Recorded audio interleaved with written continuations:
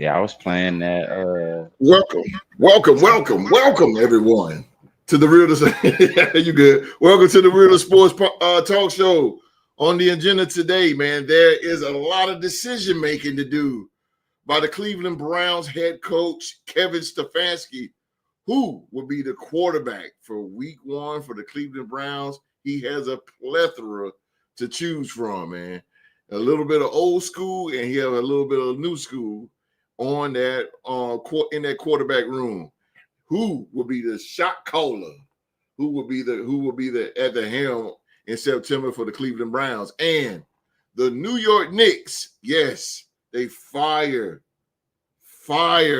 Tom Thibodeau after 5 years, man. We're going to talk about that as well, man. So that's what we got going on today, man. We got the Cleveland Browns. We got Tom Thibodeau, man. We about to lock in right here on the Sports Talk Show.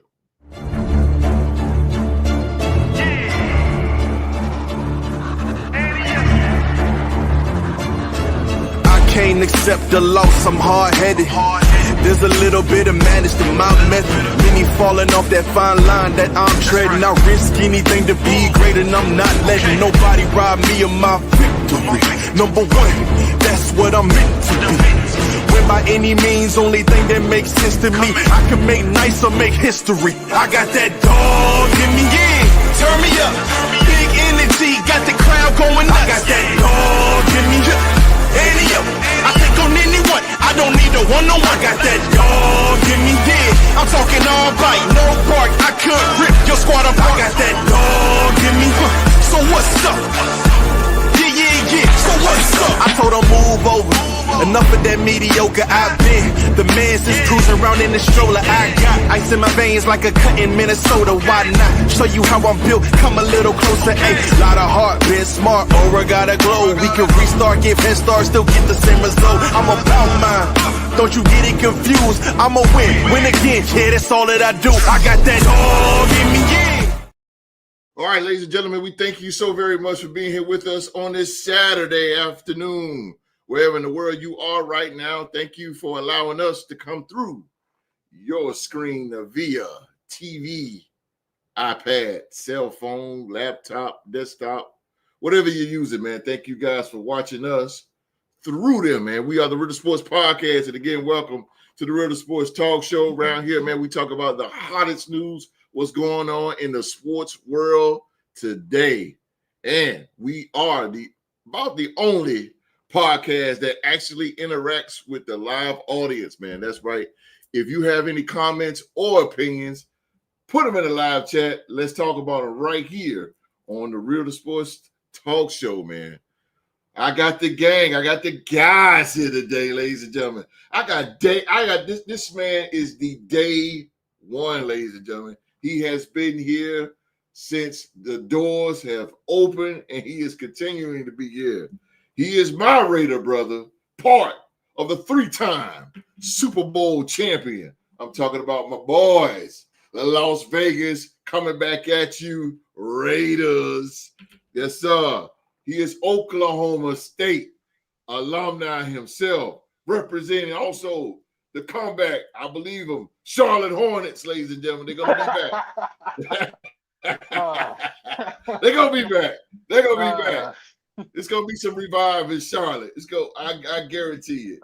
Ladies and gentlemen, he is the day one and host of On the Mark. Ladies and gentlemen, he is Mr. Young Mark. What's going on, ladies and gentlemen? I ain't gonna lie to you. I don't know what's more weird. Waking up in a world where the NBA isn't on TNT anymore, or waking up on a Saturday and there's no Real Sports Talk Show. It is so good to be back. Happy to be back with you guys, and gotta give a Real Sports shout out to Mr. and Mrs. Philly G one time. Their daughter was born yesterday morning at 6:32. Mom and baby girl doing really well, happy and healthy. So shout out to my boy Philly G and my best friend on the birthday of beautiful daughter yesterday morning. Shout out. Yeah. Philly G is crossed over. Allegedly, he didn't cry. Allegedly, he didn't cry. Oh, I got to get the details on that, but allegedly, he didn't cry. He didn't. He probably Allegedly. worse. If he smoked cigarettes, did he probably smoking them now. Oh man, that's what's up. You're part of the dad club, up. dad girls. That's it, club. man. Girl dad club. Yeah. Yeah, Hey, last but not least. Hey, keep waiting on it. Keep waiting on it. Q-Dog gonna get you on first before me, bro. Oh shit! Oh Lord! Oh my goodness gracious! Shout out to Philly G, man. Shout out to him. Philly G. Oh my goodness.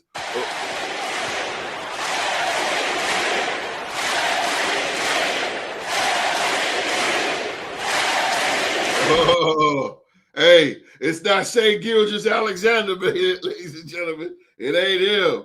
Representing Duval County, representing the Jacksonville Jaguars, ladies and gentlemen. He is the Real Sports Wrestling Trivia Champion. Oh, but above all that, he's the 2024 Real Sports Podcast MVP. He's the number one man in the company. He is Rockstar Rock in the building.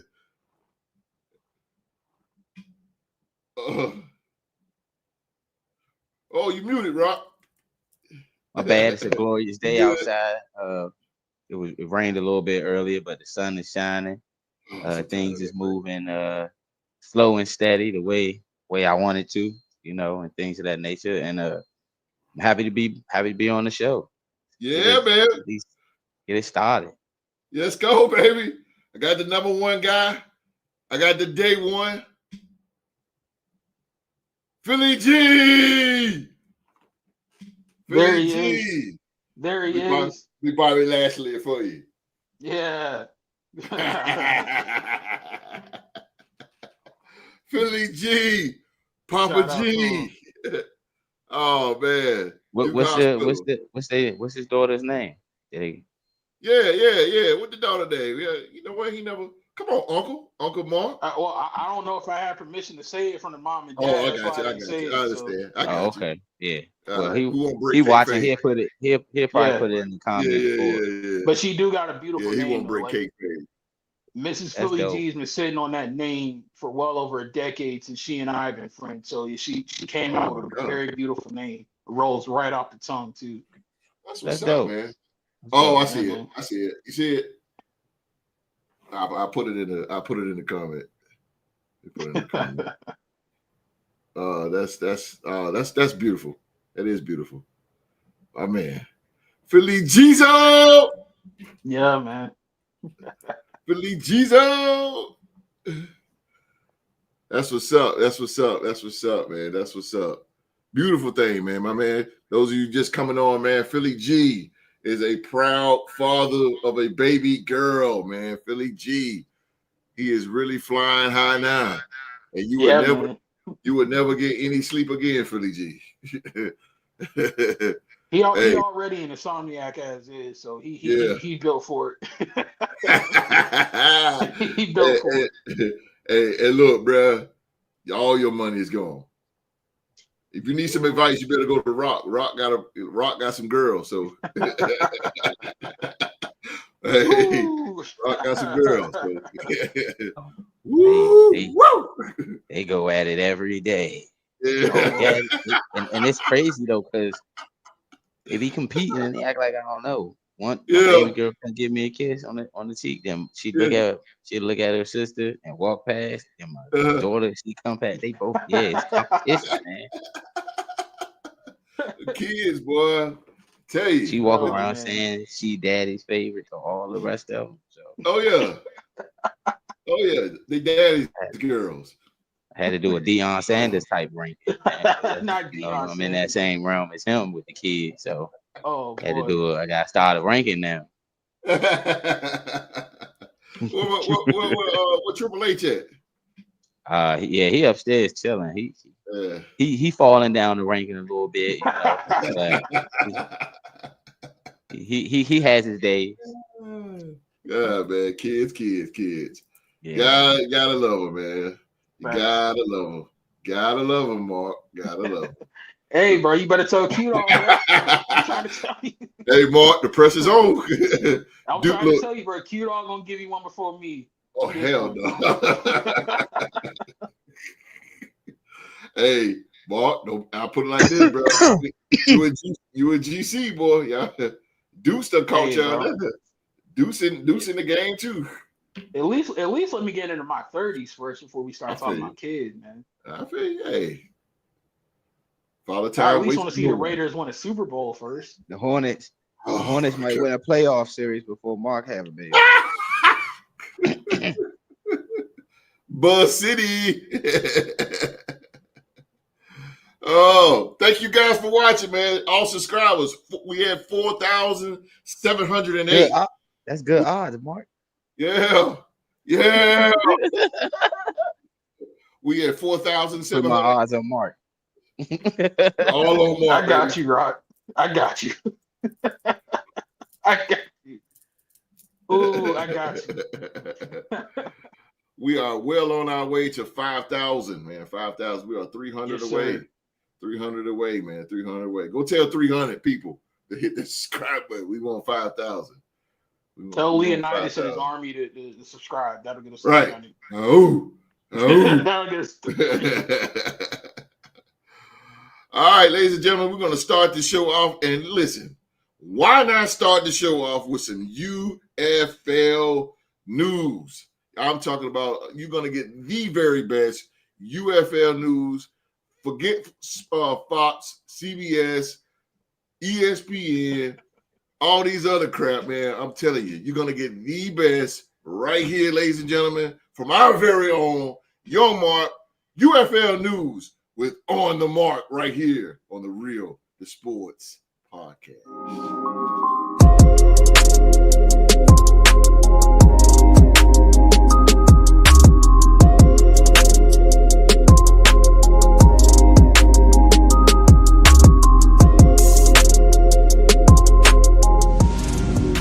On the Mark with Young Mark is brought to you by the Real to Sports Podcast.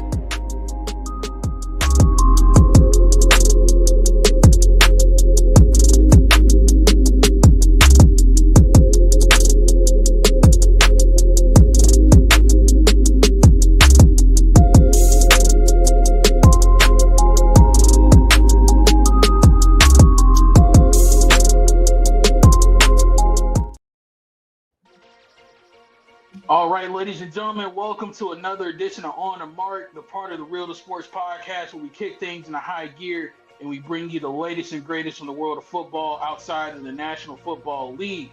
I am your host, yours truly, Young Mark, and today we're diving into Week 10, the final week of the UFL regular season, and looking ahead to a thrilling conference championship weekend that we got coming up here tomorrow. So, before we get to the UFL, I do want to show some love real quick to North Carolina's very own Justin Hardy of the Canadian Football League in the Ottawa Red Blacks 2025 season opener against the Saskatchewan Roughriders on Thursday night. Wide receiver Justin Hardy delivered a standout performance.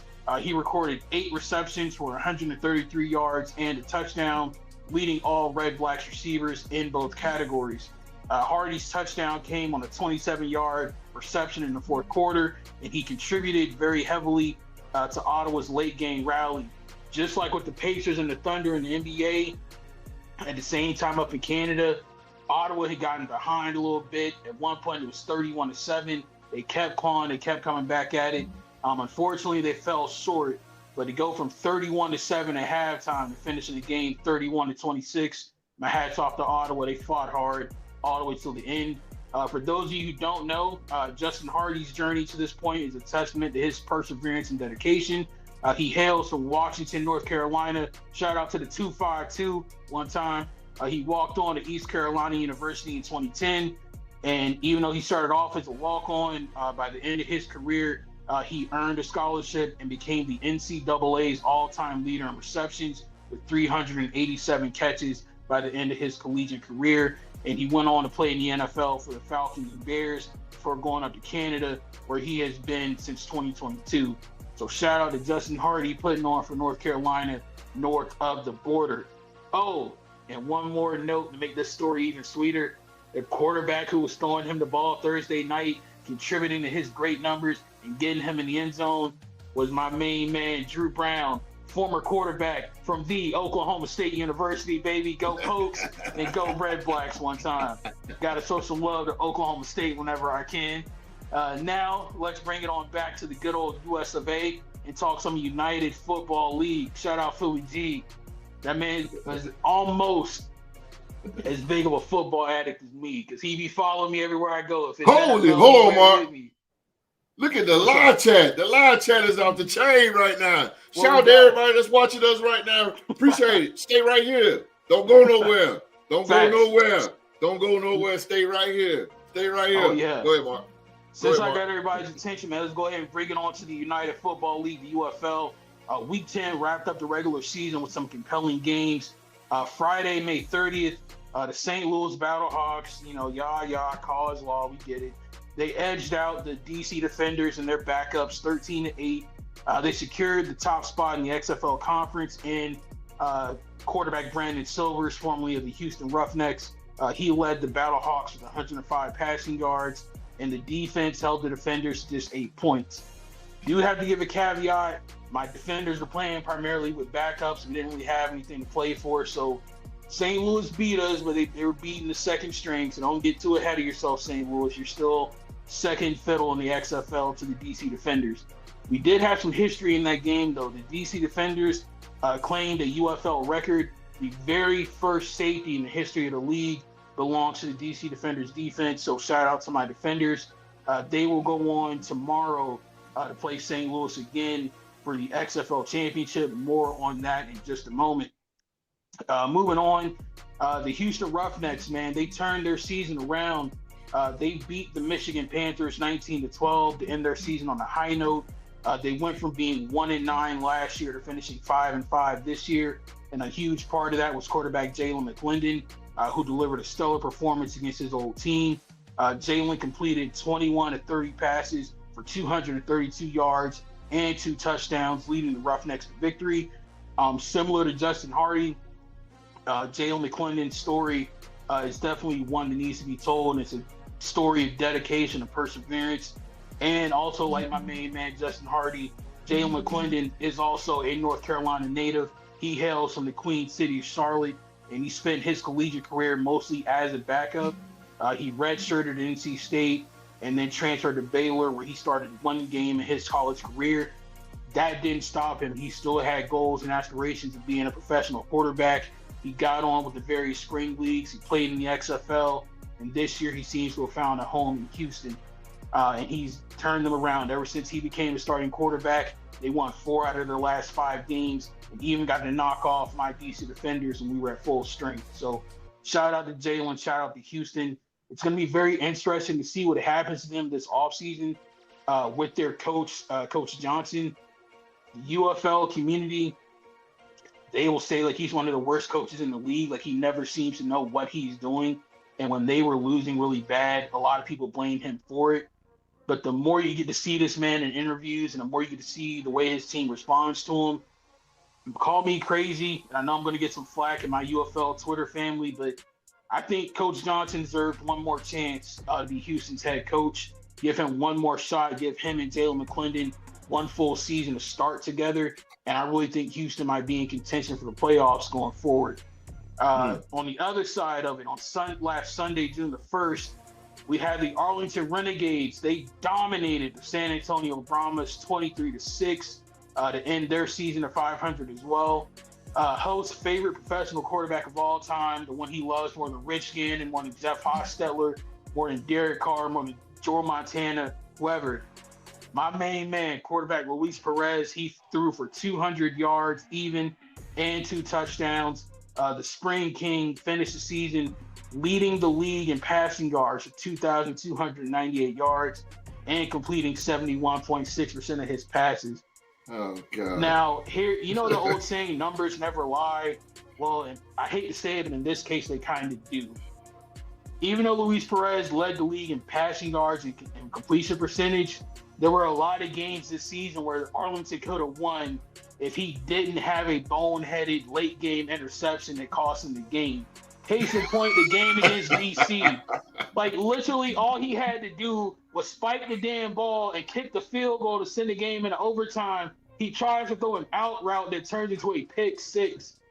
I have defended Luis Perez vigorously against hosts year after year, but after this year, I cannot deny it. I agree with the host. Luis Perez, my man, you kind of suck at football. Say it! Thank you. It has been Say it! Say it! Defend him no more, bro. Say it! That game We have against just DC, stopped it.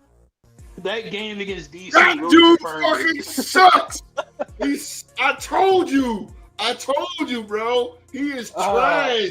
I told him. I'm like, Hey, that Muhammad man Ali. Mark, I told that him. Mark been fighting that battle for 4 years now. 3 I'm years. not saying that. Hey, bro, I'm sorry. That He play sucked, was so bro. boneheaded. I can't defend him no more. Like, you literally could have gone to overtime where you're guaranteed to have 3 possessions with the ball. Yeah, that And was you a blow bonehead it move. I trying was to watching be a that. hero. And you, Yeah. like, come on, man. I Don't can't you? defend. I can't. They had DC on the ropes too. Literally, Yeah. they were in They position had to them win boys that on the game. ropes. On Yeah. the ropes. You hear me? But he couldn't finish Yeah. it. I think it was a Friday night game, right? Yeah. No, that was a That's Sunday okay. game. The Sunday That game. was when a they played Sunday it? game. Yeah, when Okay. they played Arlington. Both times it ended because of Luis Perez threw a late game. Oh my interception. God. Hey, but I'm real talk, sorry. shout out to DC. DC's defense Yeah. is off the chain though. Yeah, Holy we gonna hell. get to that in a second. I got a very Yeah. special question for you, host, about them. Don't Yes, sir. worry. Yes, So sir. before we get to my team, the DC Defenders, we got to talk about host favorite team. You So I better just know. finally The defending I'm gonna get there. USFL champion. I'm gonna get there. I have no other choice now. No, ladies and gentlemen, host did not give me true serum before this segment. This is just me being an objective football analyst. Host's favorite team in spring football, the Birmingham Stallions, the team who is the current reigning and defending back-to-back-to-back spring football champions, 3 in a row, something that not even Mahomes could do in the NFL. I hate to say it, they're peaking at just the right time. They are going into the playoffs with a dominant victory over the Memphis Showboats. Still pumping. Last Sunday, they absolutely kicked Memphis's ass. Forgive my French. Birmingham demolished Memphis in their last home game of the season, 46-9. This is a beatdown of the week level game. And when you hear the backstory about it, ladies and gentlemen, it's going to make it even sweeter. So, the Birmingham Stallions, let me set the table for you guys. They have been quite literally one of the most dominant teams in any level of football the last 3 years. This year, it has not been so hot for Skip Holtz and the Birmingham team. They have had 5 different starting quarterbacks this year. No, I'm sorry, I take that back. 6 different starting quarterbacks this season alone. True. Your main guy, Alex Magoo, he was hurt after a game in 1 snap. True. Matt Corral, his backup, got hurt in the same game. Case Cook is the 3rd string, got hurt as well. So what do? They go out to their local Dunkin' Donuts in Birmingham and they call out to Jamar Smith, the same quarterback who in 2022 led them to their first of the 3 championships back in the old USFL. He comes out of retirement from working at Dunkin' Donuts to putting up performances like this. I mean, he literally could not be stopped. Him and Deion Kane destroyed Memphis. They did the same thing to St. Louis and the same thing to Michigan. To have a quarterback come off of the bench like that and be dominant against the best teams in the league, I hate to say it, bro, but Birmingham has a crap ton of momentum going into this postseason, and this is not what I wanted. I didn't ask for this. I wanted this to be the year that they fell off a cliff and allowed somebody else to climb the ranks to get to the postseason, but it wasn't the case. Birmingham is red hot. Luis Perez sucks, and host is living on cloud 9 right now. Are you done with Birmingham? Because I gotta say what I gotta say. I feel it in my bones. I ain't done yet. So Okay. that sets the stage for tomorrow. Tomorrow at 3 p.m. Eastern on ABC and ESPN Plus and Disney Plus. It is the USFL championship game. You have the 6-4 Michigan Panthers going on the road to Birmingham to take on the 7-3 Birmingham Stallions. This game has a lot of crazy storylines going into it. So let me tell y'all real quick. The Stallions, led by head coach Skip Holtz, are aiming for their 4th consecutive spring football championship. And the only thing that's stopping them from getting to their 4th straight championship game is the Michigan Panthers. Do you know what Birmingham's record is against Michigan since the return of the USFL in 2022? They're 7-0. That's just against Michigan. To make matters even worse, ladies and gentlemen, do you know what the Birmingham Stallions postseason record is under Skip Holtz? They're 6-0. They've never lost a postseason game since they came back into existence in 2022. These are the odds that the Michigan Panthers have to climb if they want to get to that UFL championship game. I wish Q-Dog was here because this is a divisional game and nobody knows division rivalries like Q-Dog. But I'm going to ask an independent party before I go to host real quick. Rockstar Rod, given the odds that I just laid out, do you think Michigan has a chance to finally avenge their demons and knock off the Birmingham Stallions like Philly G's predicting they might do? Yeah, some Bryce Petty, they quarterback, right? Who for Michigan? No, right? Bryce Perkins. Bryce Perkins, yeah. He went. Yeah. He's good. He He's went real to good. he went to Baylor too, right? Or Bryce Virginia. Perkins, no, he went to I think it was UVA. Hold on 1 second. It was Virginia, right? I think so. Bryce Petty went to Bryce Petty went to Baylor. That's the old Jets Bryce quarterback. Perkins went to Virginia. Yeah. Yeah, I used to get their names mixed up. But to me, the fact that my team, my favorite, football team in the NFL is the Jags. We had an uphill battle over the years of trying to be a team that could compete and beat the Indianapolis Colts. So, and for years and years, the Colts had an undefeated record against us. So, and it got to the point where we've always played them tough, but we can never eke out that win until the time we actually changed the narrative. But that was, the thing about it with changing the narrative and you playing against a team that's undefeated against you is you can't let that sink in your mind going into the game because you're already defeated. Like when I played recreational football as a kid, we played one of the best teams in the area like 3 times in one season, and it was because of it was a DC sniper situation happening in the area, so they kind of canceled some of the games and things of that nature. So we ended up having to play this team 3 times before we even played them. I knew our team was defeated because of how some of my teammates reacted. Oh, we playing this is in practice.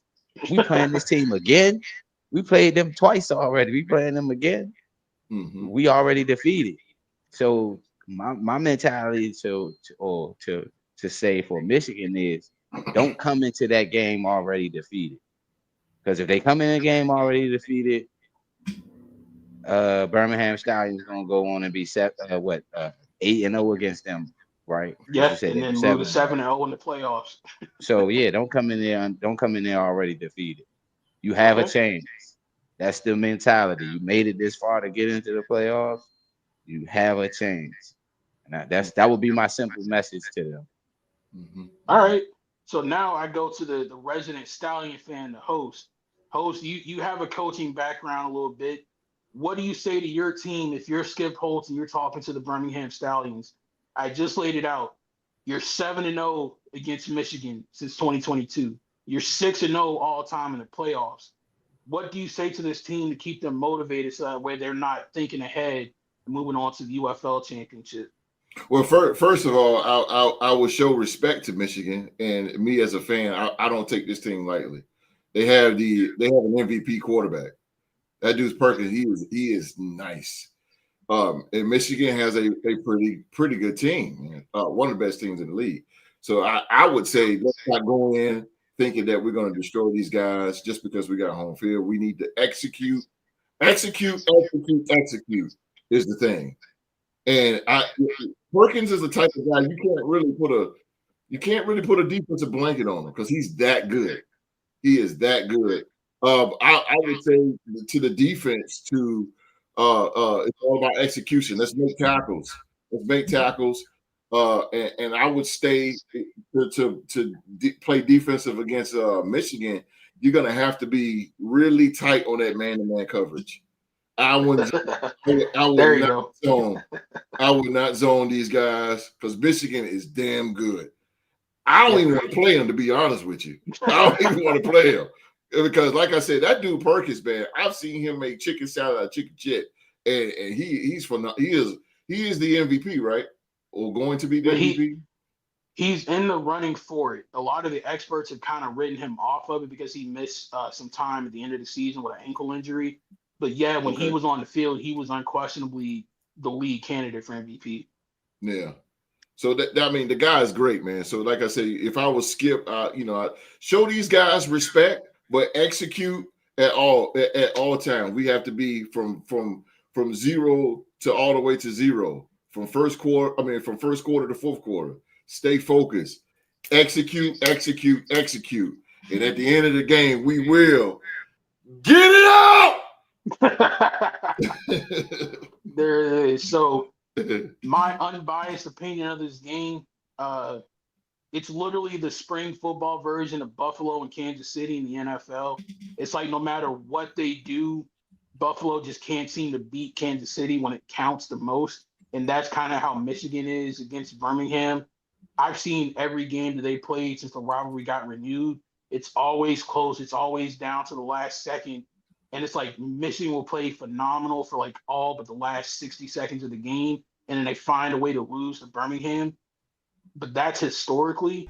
I think the key difference in this game, like we touched on, is going to be quarterback Bryce Perkins because of his dynamic ability. He can dish the rock. He does not turn the ball over. He doesn't fumble. He doesn't throw interceptions. He's a distributor, and he's very athletic with his legs, so he can make plays.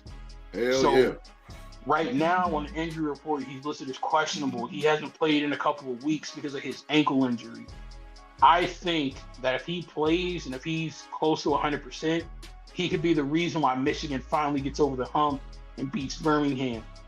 If he doesn't play tomorrow or if he's rusty, I'm taking Birmingham all day. I think it's really going to take an MVP miracle-like performance from Bryce Perkins for Michigan to win this game, not because they're a bad team, just because Birmingham is peaking at just the right time. They have a ton of momentum. They're playing really great football on both sides of the ball.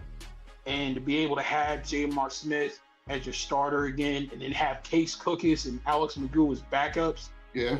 That depth and that coaching is going to be the difference to me. So, yeah, I got Birmingham going to their fourth straight spring football championship game.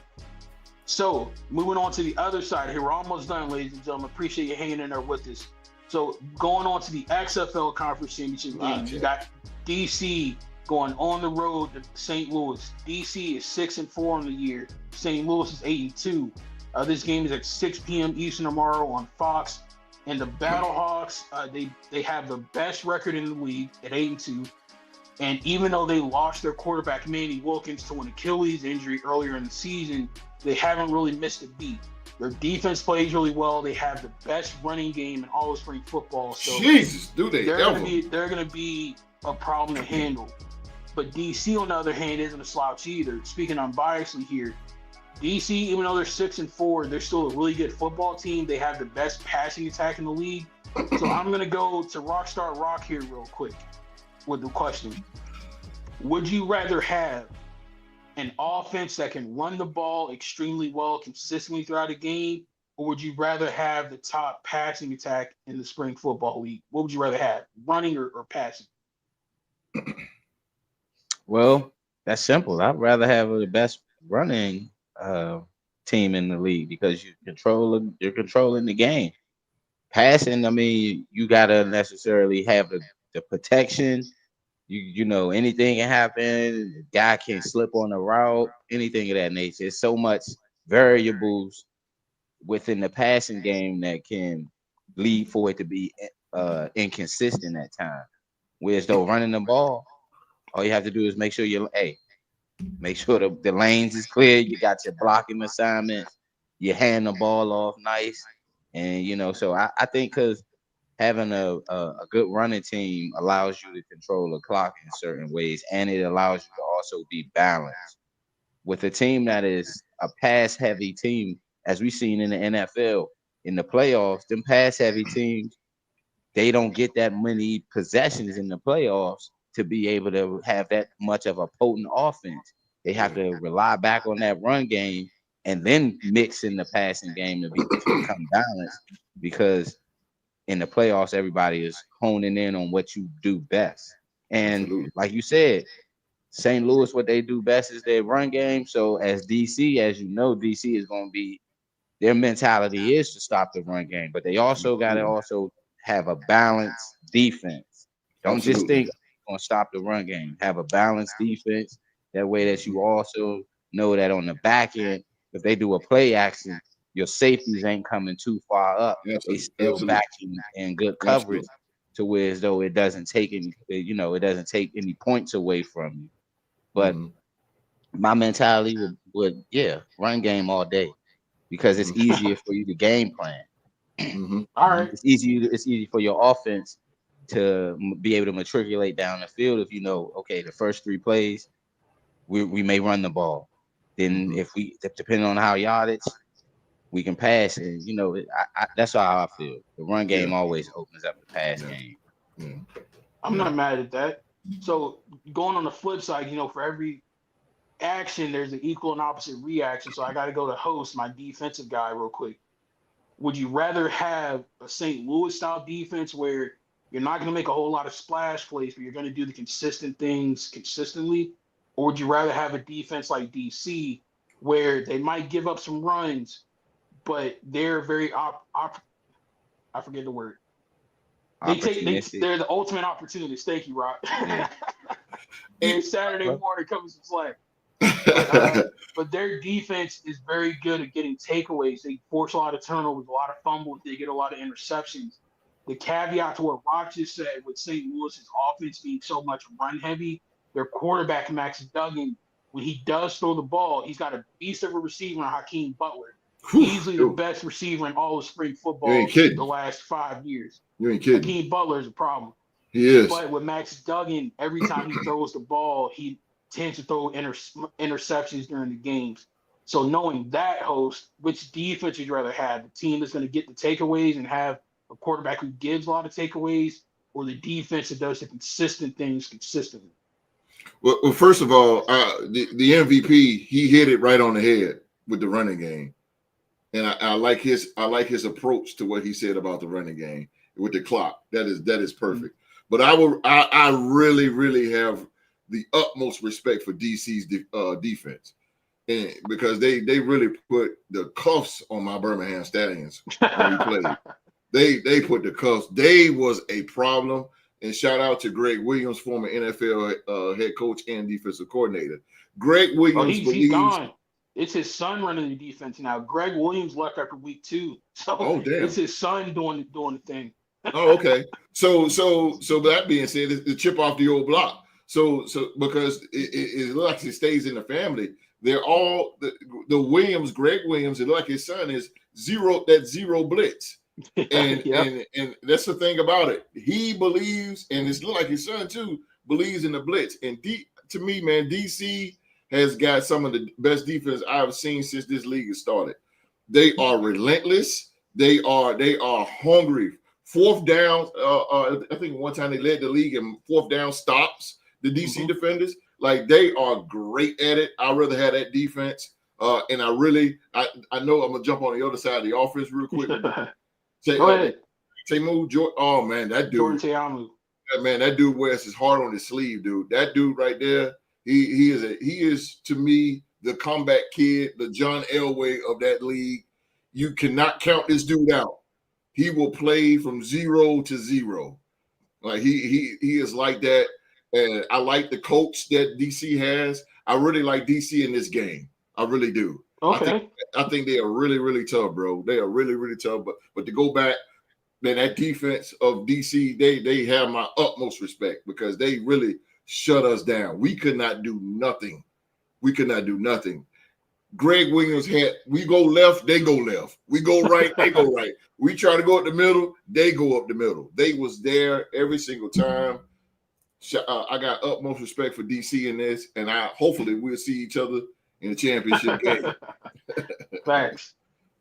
This game between DC and St. Louis is very tough to predict because this is like the XFL's bread and butter rivalry. This is like the UFL's equivalent of Baltimore and Cincinnati from last year, where like they're so evenly matched. It's literally a coin flip of like who's going to win the game. You never know which way it's going to go, and that's exactly what we have here in this matchup in this rivalry.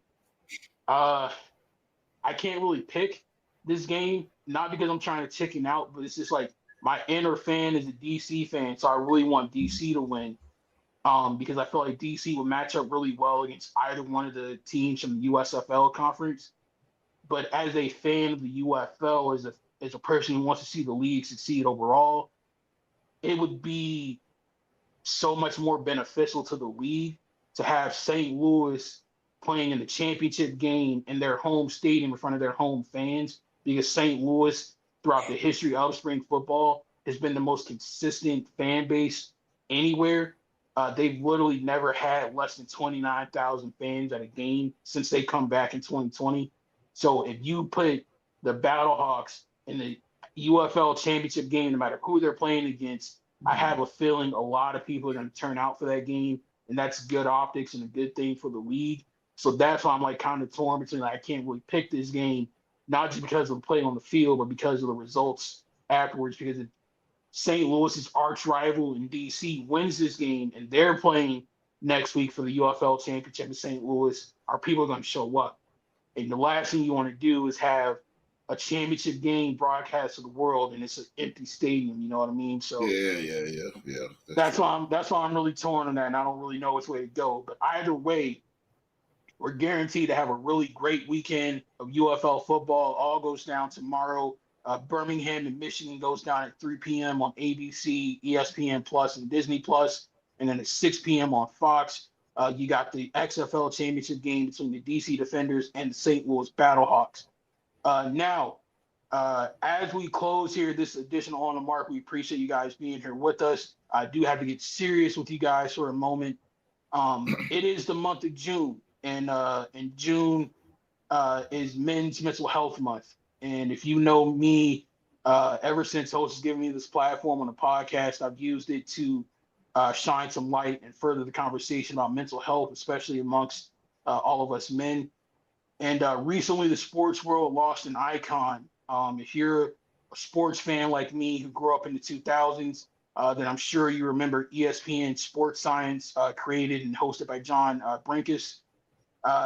Brinkus was renowned for his innovative approach to blending science and sports, where he could break down and explain the science behind a home run in the MLB or a devastating dunk by LeBron. His work on sports science not only educated viewers, but it also inspired many others to appreciate the intricate mechanics behind athletic performance. And that's why we have things today like Amazon's Next Gen Stats. A lot of that comes from ESPN Sports Science with John Brinkus. John was the originator, and he made science cool, and he made athletes human. But behind the camera, John was human too. And the Emmy winning host passed away last weekend, May 31st, 2025. He was only 54 years old. And his death was confirmed by his family, who shared that he had been battling depression. His death is a stark reminder that something that doesn't get talked about enough in our world, in our society, and that's men's mental health. And again, like I mentioned, June is Men's Mental Health Month. So it's important for us that we use this time not just to raise awareness, but to start conversations. There are so many other names, people we don't know, men who smile every day, who go to work, who show up for everyone, all while they're secretly struggling. Let this podcast, the Real to Sports podcast, serve as a reminder. Anytime you get a notification from YouTube that we're going live, use that as a reminder to check in on the men in your life. Mental health doesn't always look like a crisis. It can start small. It can be stress, overthinking, exhaustion, isolation. And if it goes untreated, it can grow and grow until it becomes hopelessness, especially in a world where men are often told to tough it out, keep it moving. That is detrimental to us. Millions of men experience depression or anxiety, and many of them don't seek help because of stigma, silence, or shame. Every 60 seconds, ladies and gentlemen, somebody somewhere around the world, a man dies by suicide. That is an alarming number, and it really should be at zero. Every minute of every single day, we're losing a man. Somebody's losing a father. Somebody's losing a brother. Somebody's losing a son to mental health, and it should not be that way. I really feel like we've got to change that. And if you're listening right now and you're struggling, please know this. You are not a burden. You are not too far gone. You are not weak for needing help. You are not alone. Mental illness is a disease that tries to convince you that you're better off gone. And this is a lie. You are needed. You are wanted. You are important. There's still time to ask for help. Please don't walk or wait for rock bottom to hit. Please don't suffer in silence. You're not walking alone. There are people in this world who care about you, who love you, and who have your back. And I am one of those people. Healing is possible. You don't have to do it alone. Just say something, reach out, cry, call someone, text a helpline, tell a friend. There's no shame at all in needing help. Men deserve gentleness. Men deserve support. And you, my brother, listening to me right now, you deserve to live. You are not alone. And again, there is no shame in needing help. In honor of John Brankus and of every man out there fighting the silent battle, let's keep the conversation going. Let's make space for healing. Let's remind each other that we matter, that you're loved, and that help is always within reach. If you or someone you know is struggling, please call or text the Suicide and Crisis Lifeline at 988. Or you can always text that number as well. If you don't feel like talking on the phone, you can text 988 as well to get in contact with a crisis specialist who will help you get through the battle that you're going through. As always, like a wise man used to say to me every single day when I would come home from school, this is on the mark, and this is a reminder not only to take care of yourselves, but take care of each other. So with that, we're out of here. I will be back soon to recap the UFL championship. I'll probably come back after the game goes down and give you guys all the news and highlights and let you know who won. But in the meantime, that's another episode of On the Mark. Back to you, host.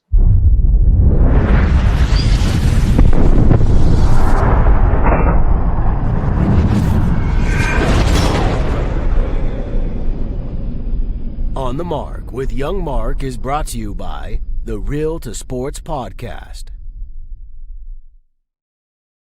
Mental health, man, it's a very, very serious thing. It is Mental Health Month. I appreciate Young Mark, man, being a representative, standing on the front line for the mental health, man. A lot of podcasts out here. I really wish that podcasts out here would really put some spotlight on it. It's not being crazy or anything like that, but it's not about that. It's not about just getting help, man. Yeah, man. And and it takes a lot of balls for Mark to be out here on the front line like that, representing mental health. No matter what, he out here, all day long. And if you guys need somebody to talk to, man, Real Sports Podcast at gmail.com. Mark is here, man. Oh yeah, he's here. He'll stop what he's doing, man, to talk to you. Guarantee it, 100%. He there for you, man. And I'm glad that this platform is able to represent such a thing like that. Mental health, man. It is a real thing. And I think it should be more, it should be talked about a lot more with podcasts all over YouTube. Podcasts all over. So you hear that Up in Smoke and Pat McAfee, Pivot. That's why we do stuff that they don't do. But shout out to Young Mark. So we appreciate you, host. Oh, man. Thank you for giving us the platform to do that. Real talk. Giving us a platform to be out here, to be able to have these conversations and be open and honest about this kind of stuff. Like, this is healing in itself. Yeah. Because somebody out there who might be dealing with something, who might not know, if it's okay to talk to somebody or know what to do, they'll come across this video and see, hey, here are 3 grown black men on YouTube in front of the world openly talking about this like it's normal, because it That's is. right. So that's why we say, if you need some help or you need some resources, and you don't want to like put yourself out there, or be in a live chat, I understand, like host said, you send an email to the podcast, host will pass the message along to me, and then I can get in contact with you and help you out whatever way I can. Yeah, that's Mark, man. He'll stop what he's doing, no matter what he's doing. Definitely. He'll stop what he's doing. Definitely. Stop what he's doing. That's to make our podcast unique from the others. Tell him, BPP. You better tell him. Pat. So don't go watching Pat McAfee and RC. Fuck all them. Y'all need to stop right here. We do it big over here. We're a small podcast doing big things. Oh, man, what a great version again, always on the mark. Let's jump over to the NBA real quick. I'm going to try to hold my rant as minimum as possible, but if these two guys hit a nerve, I think I am going to explode. But, ladies and gentlemen, the New York Knicks have fired Coach Tom Thibodeau after their first Eastern Conference Finals berth in 25 years. Oh, this is just sickening. Tom Thibodeau just took the New York Knicks to the Eastern Conference Finals, the deepest playoff march in 25 years for a franchise that reemerged as a contender after he became their coach. For that, he was fired. The Knicks made what they called a difficult decision to move on from Thibodeau on Tuesday, believing it was a necessary step in their chase for a championship.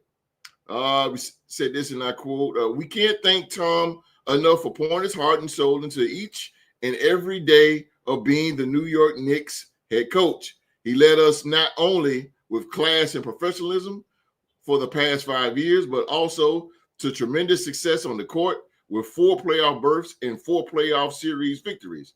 Team president Leon Rose said in a statement, "Ultimately, we made the decision we feel is best for our organization moving forward. Tom will always be a part of our Knicks family, and we truly wish him nothing but the best in the future."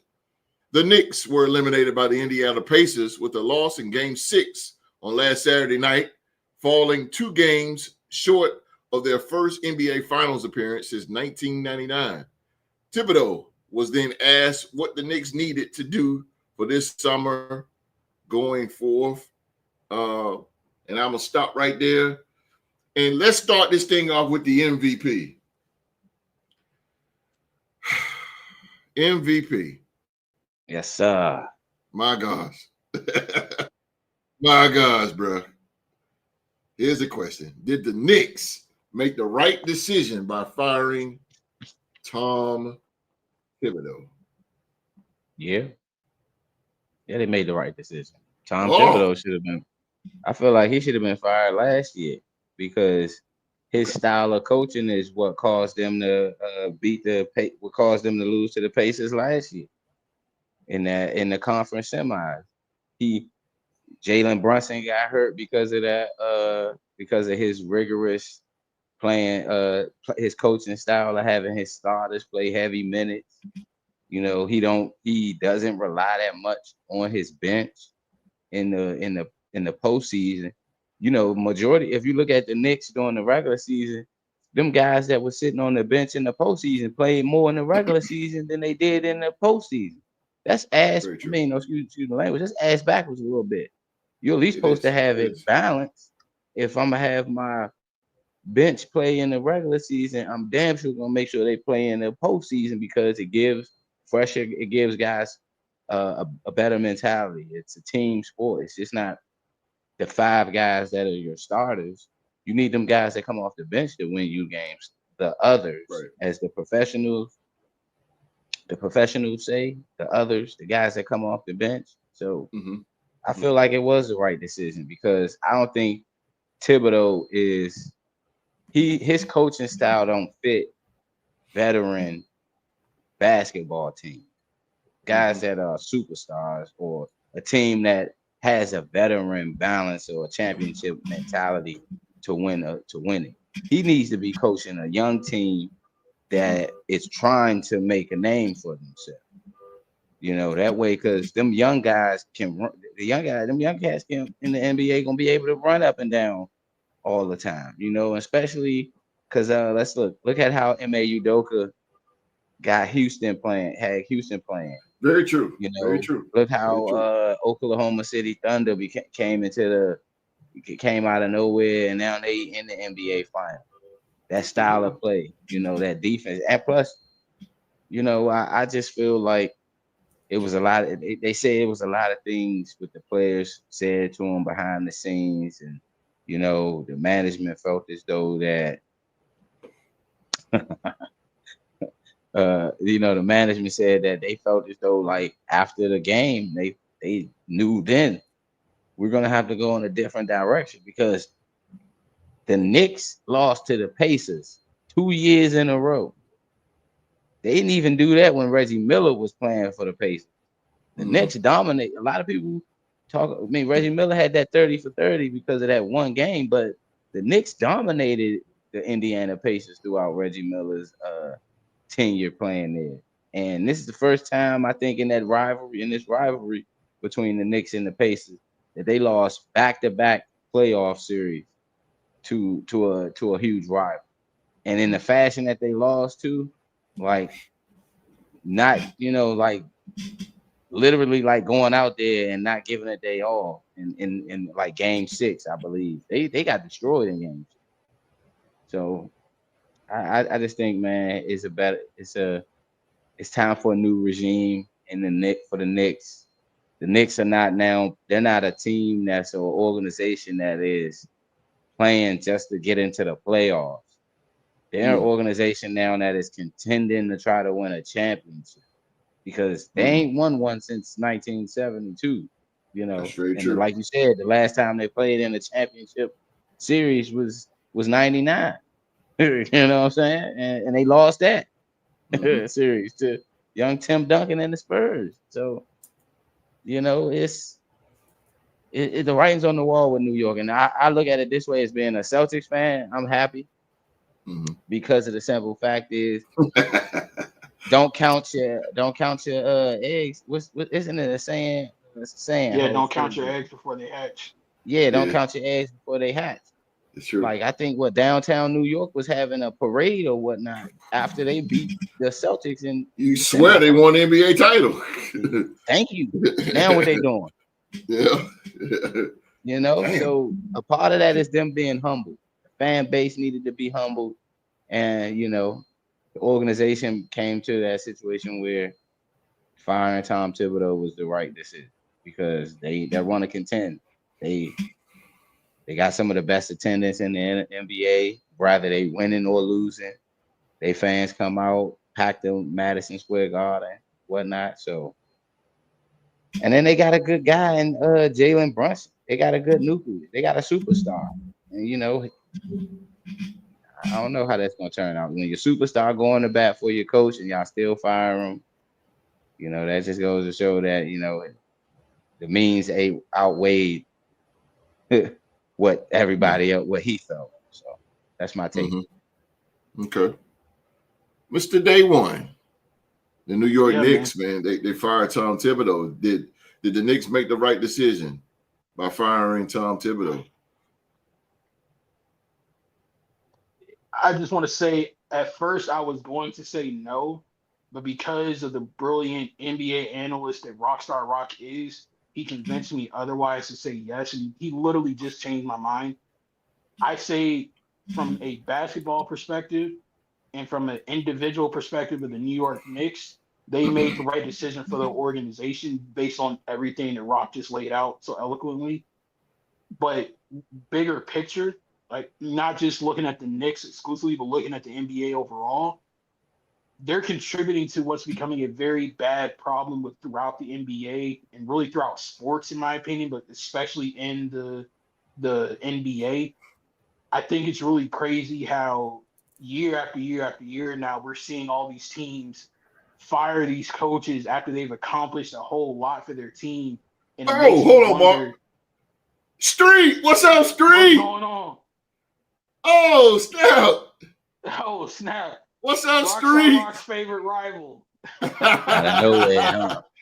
Oh, shoot, snap. like My I don't man, know if it's a Street. I don't know if it's a rivalry anymore. You know, I just like got him up out of there the last few years in fantasy football. So I don't know if it's a rivalry Wow. anymore.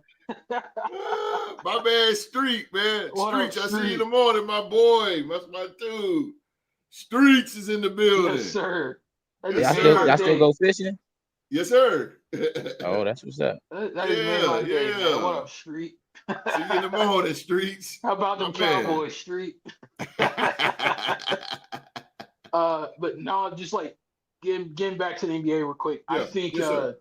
this is a bigger problem overall, especially the last couple of years, because we've seen Monty Williams get fired twice. We've seen Denver fire their championship-winning head coach a week before the playoffs. Memphis fired their head coach. Now you got New York firing theirs. It's like it makes me wonder, just from the outside looking in, what the hell do I have to do to keep my job as an NBA head coach? Like, I really think Greg Popovich is about to be the basketball equivalent to the record that Tom Landry set with the Dallas Cowboys. Like, you're never going to see that type of longevity with one team ever again, because it's like, if the team isn't winning, you're going to get fired. If the team is consistently making the play-in tournament but not advancing, you're going to get fired. Shout out James Borrego in Charlotte. You could be a championship-winning head coach like homeboy was in Denver and get fired mid-season. Yeah.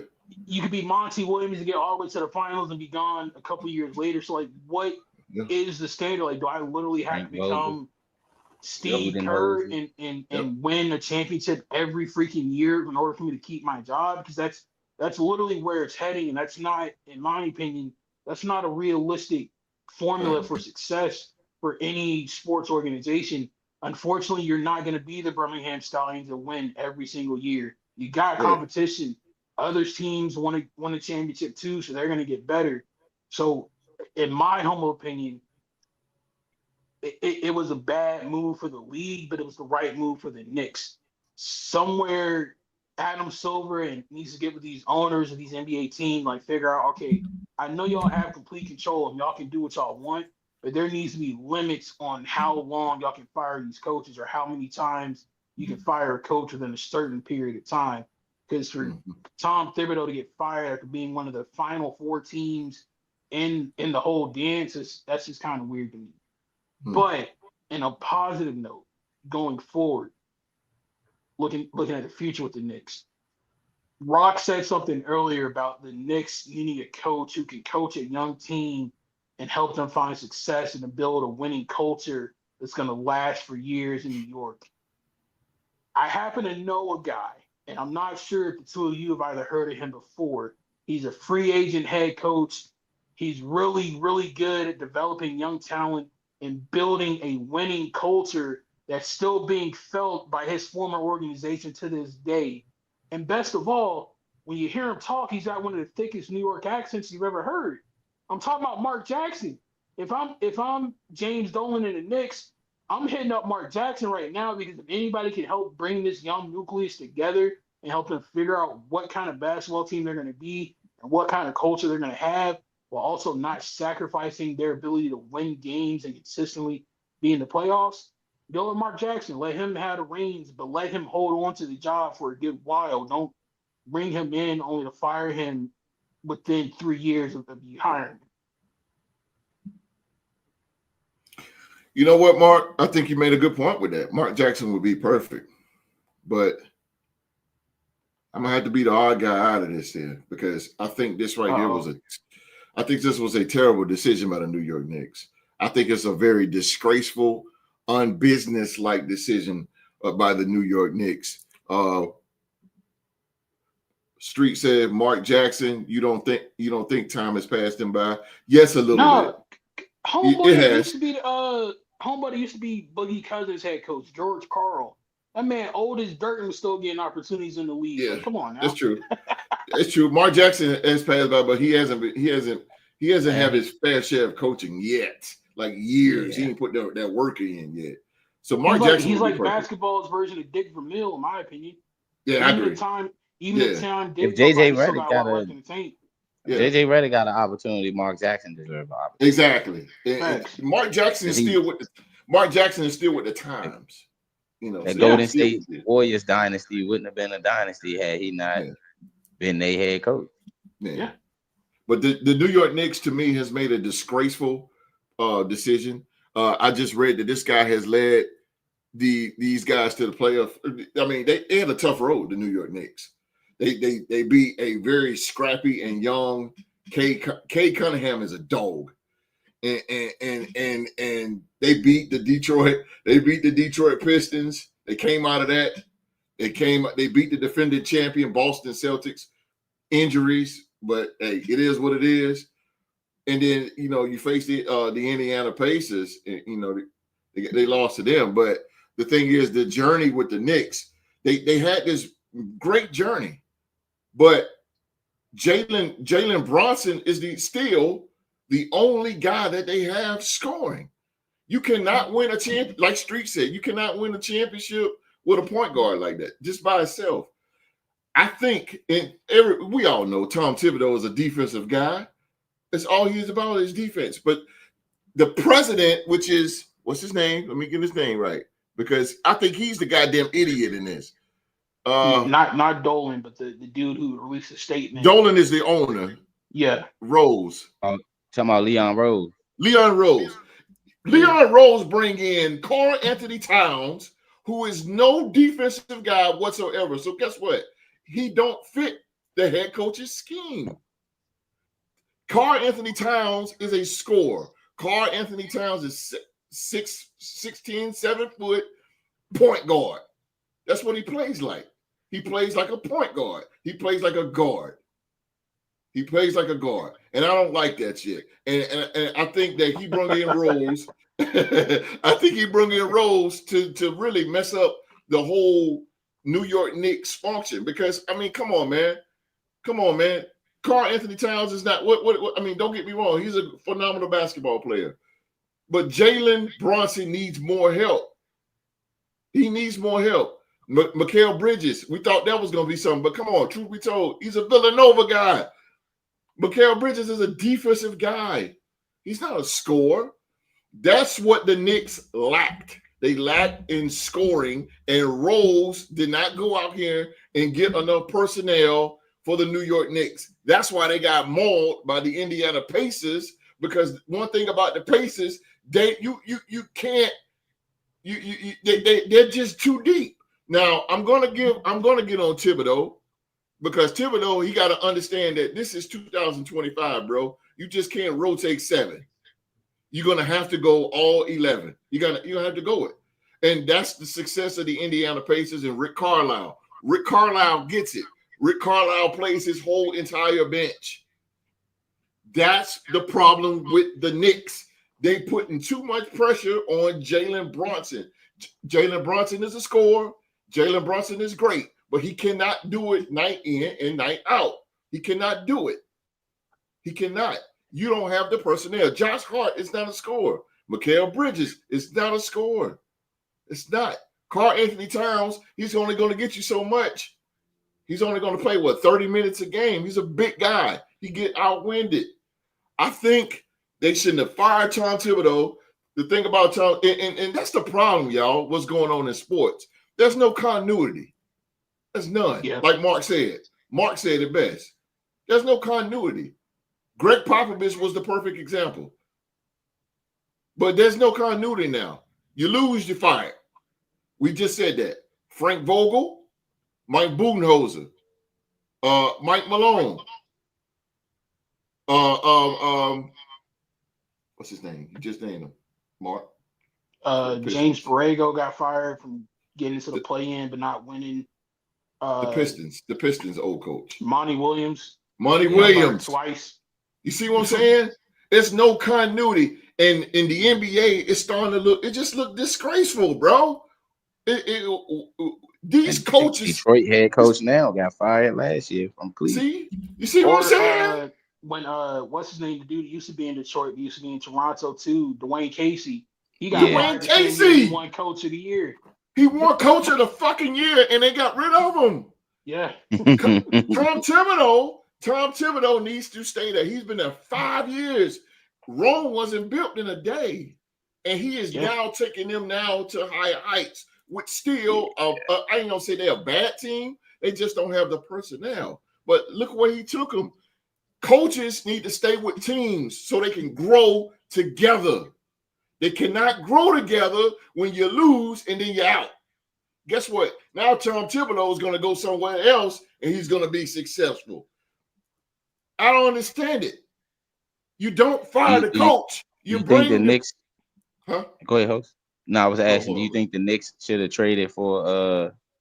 Do you think the Knicks should have traded for Rudy Gobert instead of trading for Karl Anthony Towns? Yes, because Gobert fit that mold. Because look, they missed Isaiah Hartenstein. Yes, sir. They did. That left and went to OKC because he was doing all the dirty work. Yes, sir. Yes, sir. You're right. Rudy Gobert, that type of center that could have thrived under Tom Thibodeau, as far as him having that type of system is where he needed his bigs to do dirty work because he couldn't rely on Mitchell Robinson a lot because Mitchell Robinson can't hit free throws. There you go. I understand why people were saying. Let me see. Street said they gave up way too many first round picks for Bridges. That was the dumbest decision they did. Why do you give up 5 picks? 5 for Mikal Bridges. That don't make sense. Who is doing the business in New York? Who? I can. You missed out. You should have got Zach LaVine. You had a chance to get Zach LaVine. Zach LaVine and Jalen Brunson? Take my money. That would have been better. That would have been better. Yes, sir. I gotta slightly disagree with you there. They gave up. I agree with Wall Street. They gave up too many first round picks. Yes, sir. But with the way basketball is set up, you can't think about first round picks in the NBA like you do in the NFL because the draft pool is a lot more shallow in terms of like supreme talent in the NBA versus the NFL. You're absolutely right. A lot of times these first round picks really don't amount to nothing, and like you really forget about them 10 seconds after they're drafted. I'm speaking from personal experience because again, Charlotte Hornets, we suck at making first round picks, but my question to you and especially to Rock, because again, I give credit every time I get a chance. Rock is the best basketball mind I know on planet Earth. True, Street. Street's right. I'm agree with Street. Go ahead. I'm sorry, Mark. And what Street is asking is actually like a part of my question. Okay, let me put it up there. If you need defense in the NBA, where the hell do you go? Because it feels like the game is prioritizing offense a lot more than defense. All the defensive guys that I can think of off the top of my head are old and on their way out. Like I'm thinking like Draymond and Rudy Gobert. I don't really know any young NBA talent coming into the league that's built in on defense. It's like I know but Oklahoma City. I know one, but Oklahoma City has him locked, and his name is Dort. That dude is oh my God. But that's why you need Tibbs, because you don't have that defensive guy, but you have the influence and the plays that he designs to do that. And that's another thing I don't understand, like how, again, I didn't play organized basketball at a high level. I'm just somebody who watches it from afar. So I'm not trying to be disrespectful to anybody, but, and this is why we in the Rock, how hard is it for you to have a defensive-minded head coach and the offensive player? I would feel like learning how to play defense should be relatively easier than learning how to consistently shoot the basketball. So if you already got the offensive game down pat, shouldn't it be fairly easy for you to learn from your defensive head coach and develop your defensive side of the game? Like, why is defense so hard in basketball? I don't understand. Because it's hard in the NBA.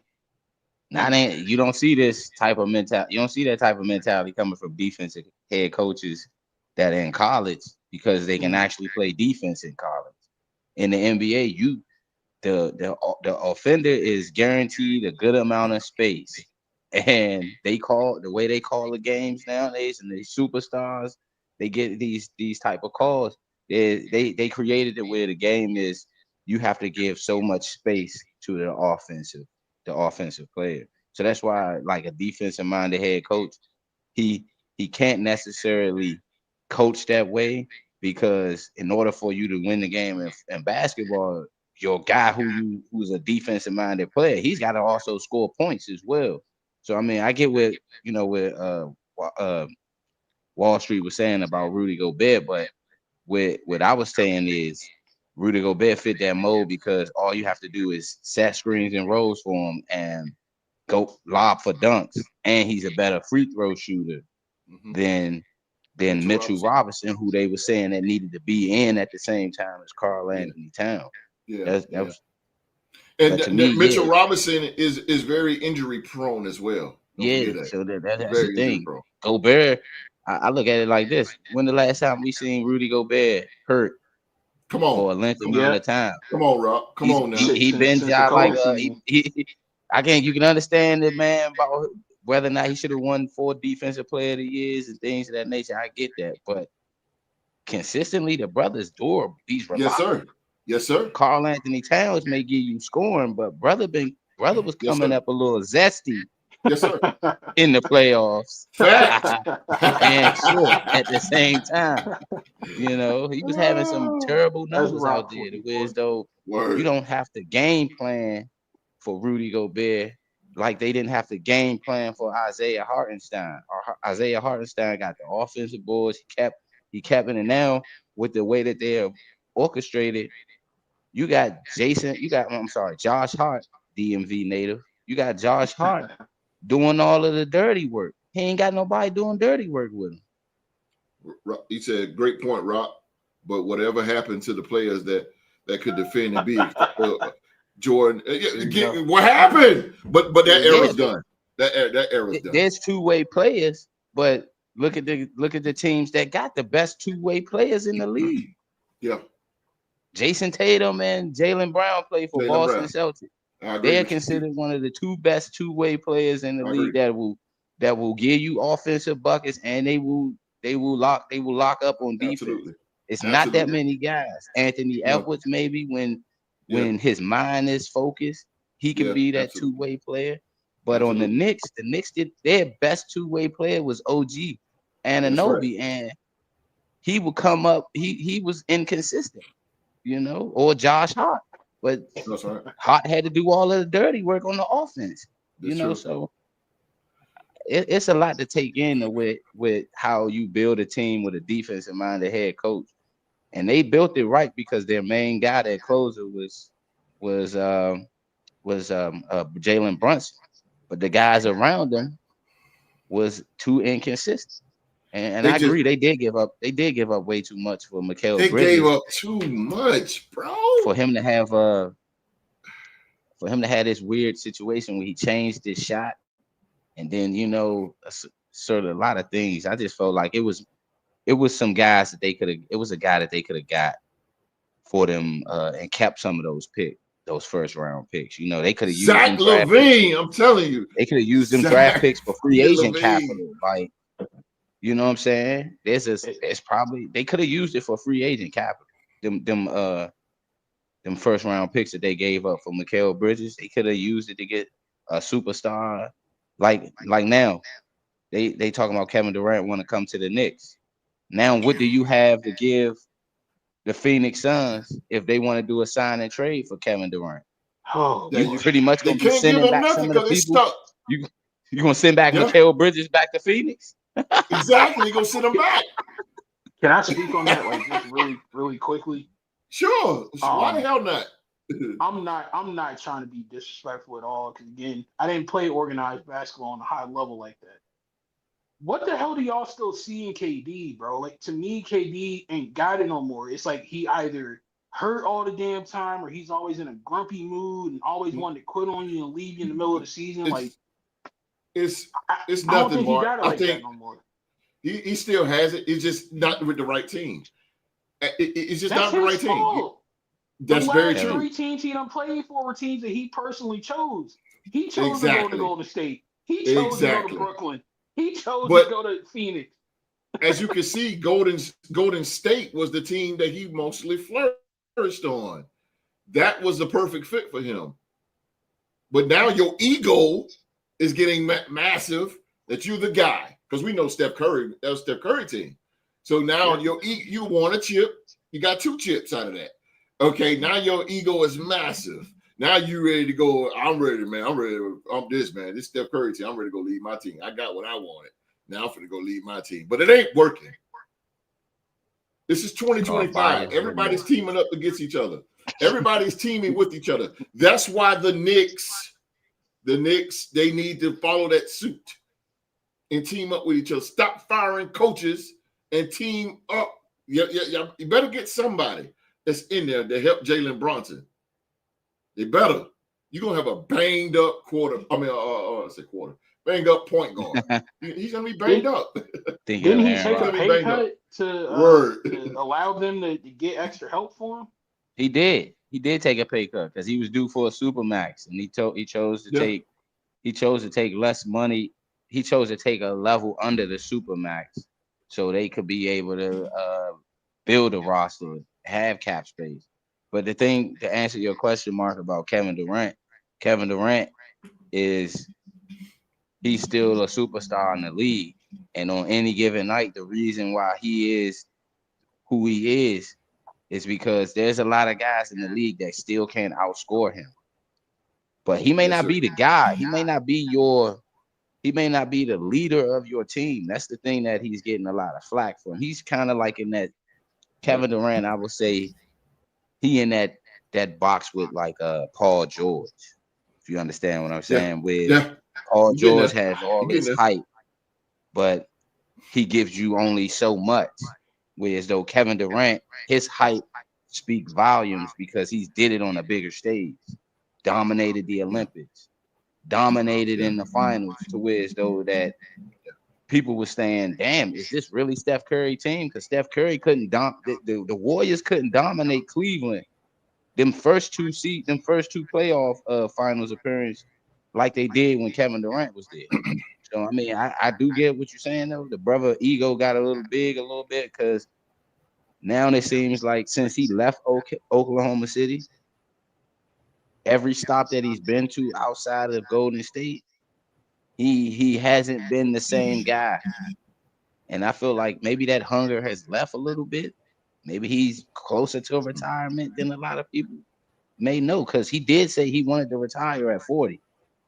So maybe he see the writing on the wall. Maybe he might join a team who's close to winning the championship, and either the Knicks or who knows. But to me, I look at it like this. He's going to go down as one of the greats. He's a Hall of Famer. But now I think a lot of people need to lower their expectations of what they're going to see from Kevin Durant, or what his accomplishments are going to going forward. I know he's going to crack the top 10. He's going to crack the top 10 of the scoring list. Maybe top 5 before his over, right? Yeah, he may crack that top 5 before his career is over in career points. Hey, man. Shout out to GC. That's Kevin Durant's favorite player. I know. I mean, that's GC's favorite player, Kevin Durant. Shout out to GC. God, I hate it. GC is a KD lover and a Derek Carr hater, man. But that's still my dog, and I still got mad love for him, though. And it is what it is. The New York Knicks will never be back to where they are. I think they just lost their position. I think now, in closing, I think that of course the Cleveland Cavaliers I think they're gonna come back and just win that whole Eastern Conference. I mean, I'm sorry, the Boston Celtics. And that's without Tatum. 2 years from now. Yeah, but no, hell no. Boston will be a problem without him next year? Fuck yeah, Boston can win without Tatum. They can win without Tatum. You kidding me? They can play without him. Actually, they play a little better without him. All right. Watch what I tell you. Boston's going to be back. Cleveland's going to be back. New York is going to go right back down. You're going to see the emergence of the Charlotte Hornets. You're going to see the emergence of the Detroit Pistons. And you're going to see the emergence of the Orlando Magic. Watch what I tell you. Watch. Host, don't say that. The Hornets are going to come out, bro. The Hornets are going to come out. And I'm telling you, the Knicks are going to go down. I've seen it years and years in basketball. years and years in basketball. I've seen it. This is an opportunity for the Knicks, and they failed. And now they failed to the point where you lose your coach. Now you're going to lose your space, your ranking. You're going to go from, what, 4th in the Eastern Conference? And I guarantee you probably by next year, they're going to be 7th or 8th, fighting to get in that play-in. Watch what. But what if they get a good coach though? Like it don't even matter. It don't even matter with the coach no more. If it mattered, they would have fired Thibodeau. If it mattered with the coach. Hear me out. Hear me out. Hear me out. Okay. One of the cases that we just used in this conversation was Detroit, and them firing Dwayne Casey and then firing Monty Williams. The coach that they got now led them to the playoffs. They seemingly hired a good dude who turned them around. So if Detroit can do it, who's to say like if New York gets a Mark Jackson or James Borrego that they can't do the same thing? That's true, and I agree with you. But you can get a coach all day long, but can you get the personnel on the court? That's what you need to focus on. And that's where I say you get a coach like Mark Jackson or James Borrego who have shown that they can win consistently in the NBA even when they have less of like the star ingredients to cook with. The Cleveland Cavaliers won an NBA championship without a great coach like Ty Lue. Ty Lue's not a goddamn great coach. Don't do Ty Lue like that, man. Don't do him. He's like not. that. Ty Lue is not a coach like that. But they won an NBA on, championship. But they had J.R. Smith, LeBron James, Kyrie Irving, Kevin Love. They had personnel on the court. They had personnel on the court. The Knicks need to focus on getting players instead of getting rid of the coach. So guess what? If Mark Jackson, let's say Mark Jackson come in, and Mark Jackson is not successful, then who you gonna blame? I'm gonna just say the organization cursed at that point. What people gonna say is, oh, this is his first year with the Knicks. Bullshit. The Knicks are doomed. They're doomed, bro. At that point, it's just organizational failure. At that point, like now, there you go. That's what it is now. But that's what it is now, Mark. But like they the cover it Carolina up. Hurricanes against the Florida Panthers. But, you know what's going on. Mark, that's what it is. That's what it is now, Mark. Organization, but they're gonna use Thibodeau as a scapegoat. That's what all organizations do. Football, basketball, baseball, they're gonna get rid of the coach to cover themselves up from their bad decisions. That's what they do. True. That's true. Do they bring in it's true. Exactly what they do. It's true. Do they bring homeboy that just left Denver? Do they bring him in? Mike Malone? Why not? The door's open. Or the dude that just left Memphis. Do they bring him in? I don't care if they bring. They thinking about going after a big name. I heard they might try to get Jason Kidd to come back. Oh goddamn! Sheesh. But I told Q. I don't care if they get Phil Jackson. They still going to get. They need personnel on the court. You need another scorer that's going to give you 20 when Jalen Brunson is cold. As you can see, when Brunson ain't shooting, ain't nothing. He down Rick Pitino down the street from him, and go get Rick Pitino. Oh Lord, they better work on. I'm telling you, better work on that. They better work on a score, and they're gonna work on that bench. All right, so they got a good bench. It's just that he didn't use them. There wasn't nothing wrong with their bench. That's what Shamet was on the bench. That's right. McBride. McBride was good. They got some young guys that he just didn't use. Like the young brother. Jericho, that's the only thing about Tibbs. That was the only. I blame him for that, Rob. Yeah, I blame him for that, though, Rob. I blame him because I said I don't agree with that.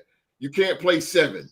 You got to play 11. You have to. Even in the playoffs, the most they do is a 12-man road. They might go 12-man deep in the playoffs.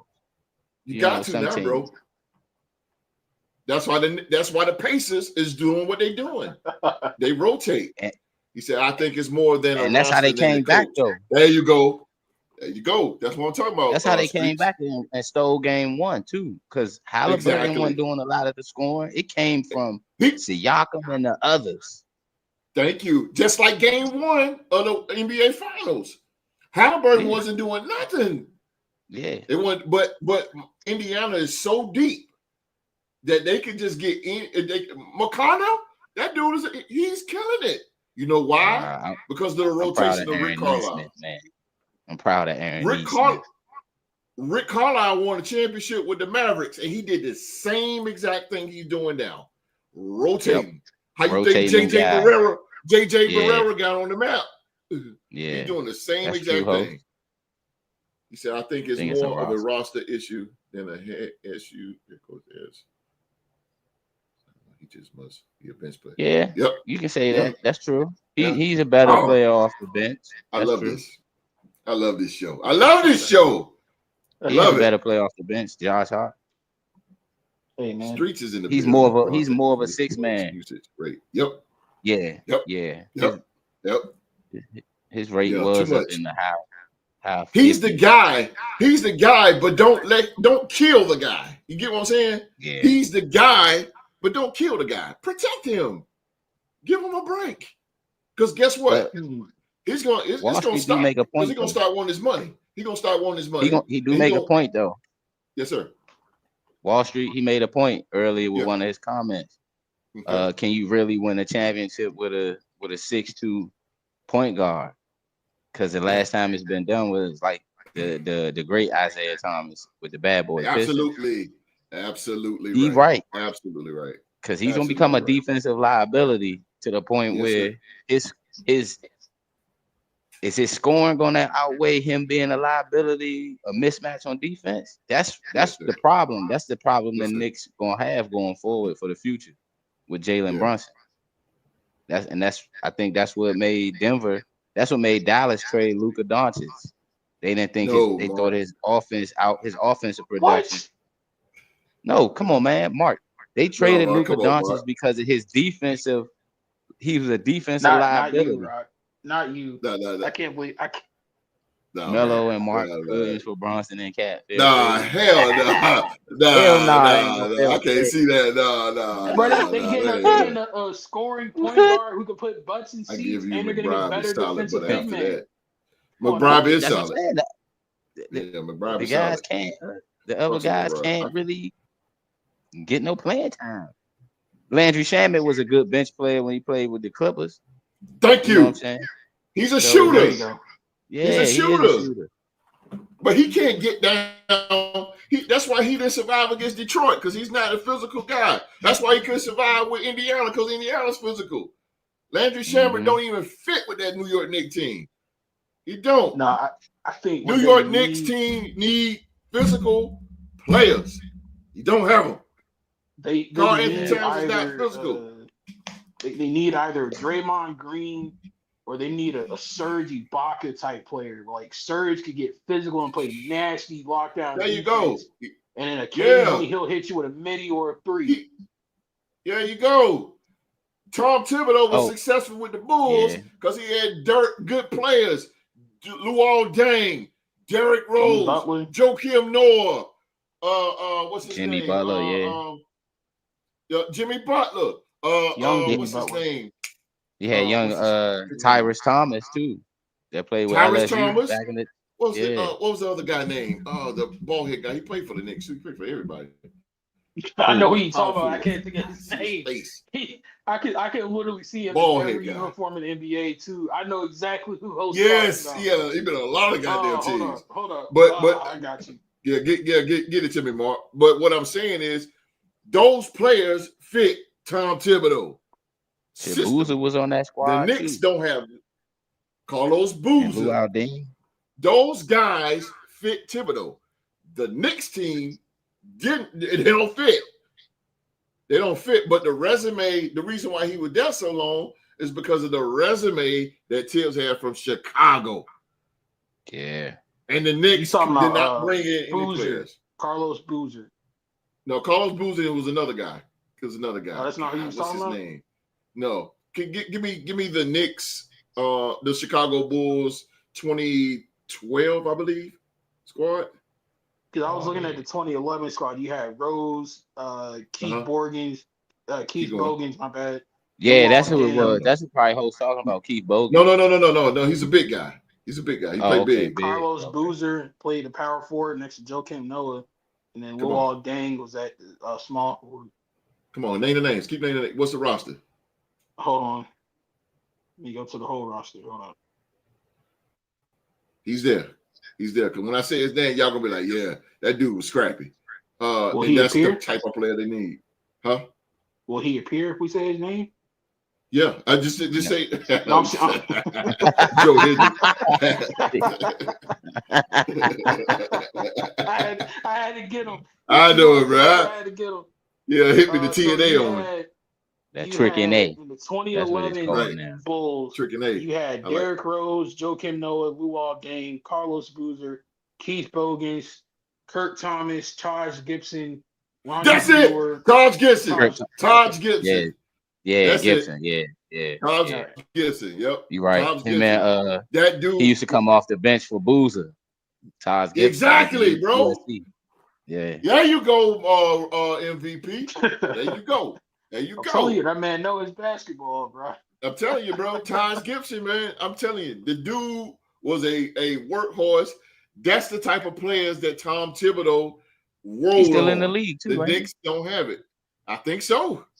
I think he played so, with bro. Charlotte. Who Taj Gibson? Don't he play with y'all? I don't know. Is he still in the league? Rock, I kid you not, I literally didn't even see a single game of Charlotte Hornets basketball this season. Yeah, he played for They us. don't never play on TV. Yeah, thank you. Yeah, he played for us. Oh, appreciate you, Street. Taj Gibson. I'm telling you. What Street? You see what I'm saying, Street? Those guys like that, Street. That's what Tom Thibodeau. That's a Tom Thibodeau guy. He ain't got that there. He ain't got it in New York. And I don't get why New York couldn't give him what he wanted if they wanted to be successful. But I'm not. He did play with the Knicks too, with he Mike did. Woodson, Taj Gibson. Mike Woodson, and they were successful. J.R. Smith was there. Steve Novak. J.R. Smith in the Knicks uniform is a throwback for real. Landry, what's his name? Landry Jones? Was that him? No, that was the quarterback, right? That's Landry Jones. The quarterback. Landry. I know you're talking about Landry. Landry Fields. Landry Fields. Yeah, it was Fields. Yeah, Landry Fields, a 3-point shooter. That fucking they won 50 games that year. I'm leaving it be. Let's go. Let's go to the gridiron. Let's end this show here with the Cleveland Browns. Oh God, Streets, listen to this one. The NFL, former Colorado Buffalo. The NFL insider predicts Cleveland Browns starting quarterback Joe Flacco or Shedeur Sanders. Former Colorado Buffaloes quarterback Shedeur Sanders is entering his rookie season with the Cleveland Browns, and he is a part of a crowded quarterback room. One NFL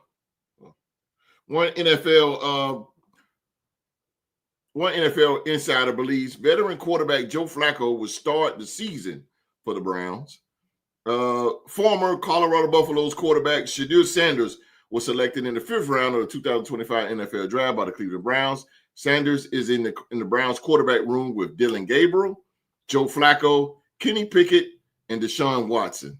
The Browns don't have a set starter, so a big question heading into the Browns Week 1 matchup this fall will be who will be the starting quarterback. Mike Florio of Pro Football Talk went on the podcast. Pardon my take this week. Pardon my take. Co-host PFT commentator asked Florio who Florio thought would be Brown's starting quarterback in Week 1. Florio gives the edge to the veteran Joe Flacco for who will start. Probably Joe Flacco, not quote. He said it's not quote. Probably Joe Flacco, just because that's the guy who can get ready with the fewer first-team reps in August, Florio said. Flacco is the fan favorite. The fans are going to want Flacco. You can get him ready easily, and you can focus your efforts on trying to figure out between Dylan Gabriel and Shedeur Sanders, which guy is the most likely to merge as your long-term answer. Let's go to Mr. Day One, Young Mark. Who you think? who you think will be the Cleveland Browns quarterback come week 1? For their sake,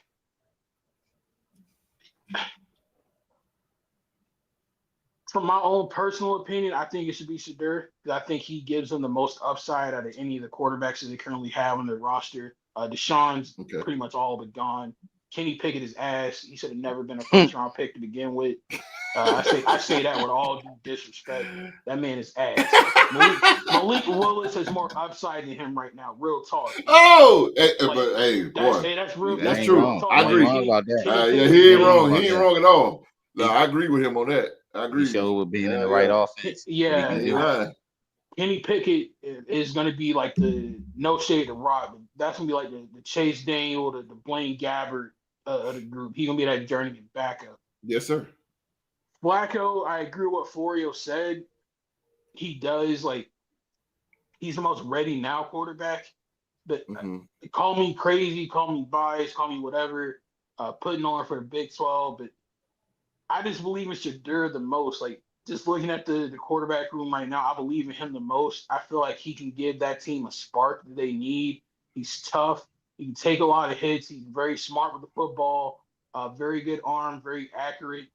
And he's a winner. Like, literally everywhere he goes, he changes the culture and he wins. And they haven't had that in Cleveland since they had Baker Mayfield, who they unceremoniously kicked to the curb and are now paying the price for it. So, in my opinion, it should be Shadur. But realistically thinking here, it's probably going to be Joe Flacco. I think the way it all shakes out, Deshaun is gone. I think Kenny Pickett's going to get gone somewhere during the season. And I think they're going to roll with Flacco, Gabriel, and Shadur. In an ideal situation, and this is where Cleveland might look smart in the long run, Shadur becomes their long-term starter. And like we saw the Green Bay Packers do for years, quarterbacks are currency in the NFL. Draft them, hoard them, develop them, and then when a quarterback-needy team is going to come out, they come up every year. You got some draft capital in Dylan Gabriel that you can turn into something to help your team out long-term. But if I'm Cleveland or if I'm a fan of the Browns and I want the best chance to win not only this season but going forward, I'm going with Shadur from Colorado. Shadur. If Kenny Pickett starts a game for the Cleveland Browns this season, they're tanking. I don't care what nobody says. That is tank material. I agree. I definitely agree with you. Ain't no way in hell you going to win games with Kenny Pickett at quarterback, bro. I agree. Lord, I totally agree with you. I totally agree. Before somebody get in the comments and say something, yes, I'm still mad, and yes, I'm still salty about them back-to-back fluke wins he got against my Raiders, and he was playing for the Steelers. Yes, I'm still mad about that shit. Yeah, you got to worry about that. That ain't gonna happen no more. MVP, who will be the starter here, man, with this crowded quarterback room of the Cleveland Browns, who had some of the worst luck at quarterbacks for many, many years until a guy named Baker Mayfield, like Mark said, came in and really saved and really revived. Baker Mayfield really revived that team. They went 11-5 with this guy. Beat the Pittsburgh Steelers in the first round. On the road in the playoffs. On the road. And were a fluke call away from being the only team to keep Mahomes from getting to the AFC title game. That's very true. And they got rid of him after that. Exactly. Idiots. So the Cleveland Browns MVP, they make some very, very poor choices throughout the years as quarterback. But now MVP, they have a plethora to choose from. Who do you think Kevin Stefanski should depend on come week 1? I mean, I honestly think he's gonna go with Joe Flacco because Flacco been in the system and in the building. Led him to the playoffs in that stretch a few years ago. Played phenomenal. You know, he showed some stretches last season when he was playing with the Colts. Like, you know, he can still throw the rock with some of the best of the guys in the league. Absolutely. But to me, I feel like if Cleveland is in a mentality where they want to win now, you put one of them rookies out there and have Flacco as the third stringer. That way he is able to let them dissect the playbook. He can teach them something, be a mentor. So even though that he came out and said he ain't a mentor or anything of I don't that want to do nature. that shit. But at the same time, though, Cleveland put themselves in a situation where you got a guy on your roster who you paid $200 million guaranteed to, who's not going to suit up for you.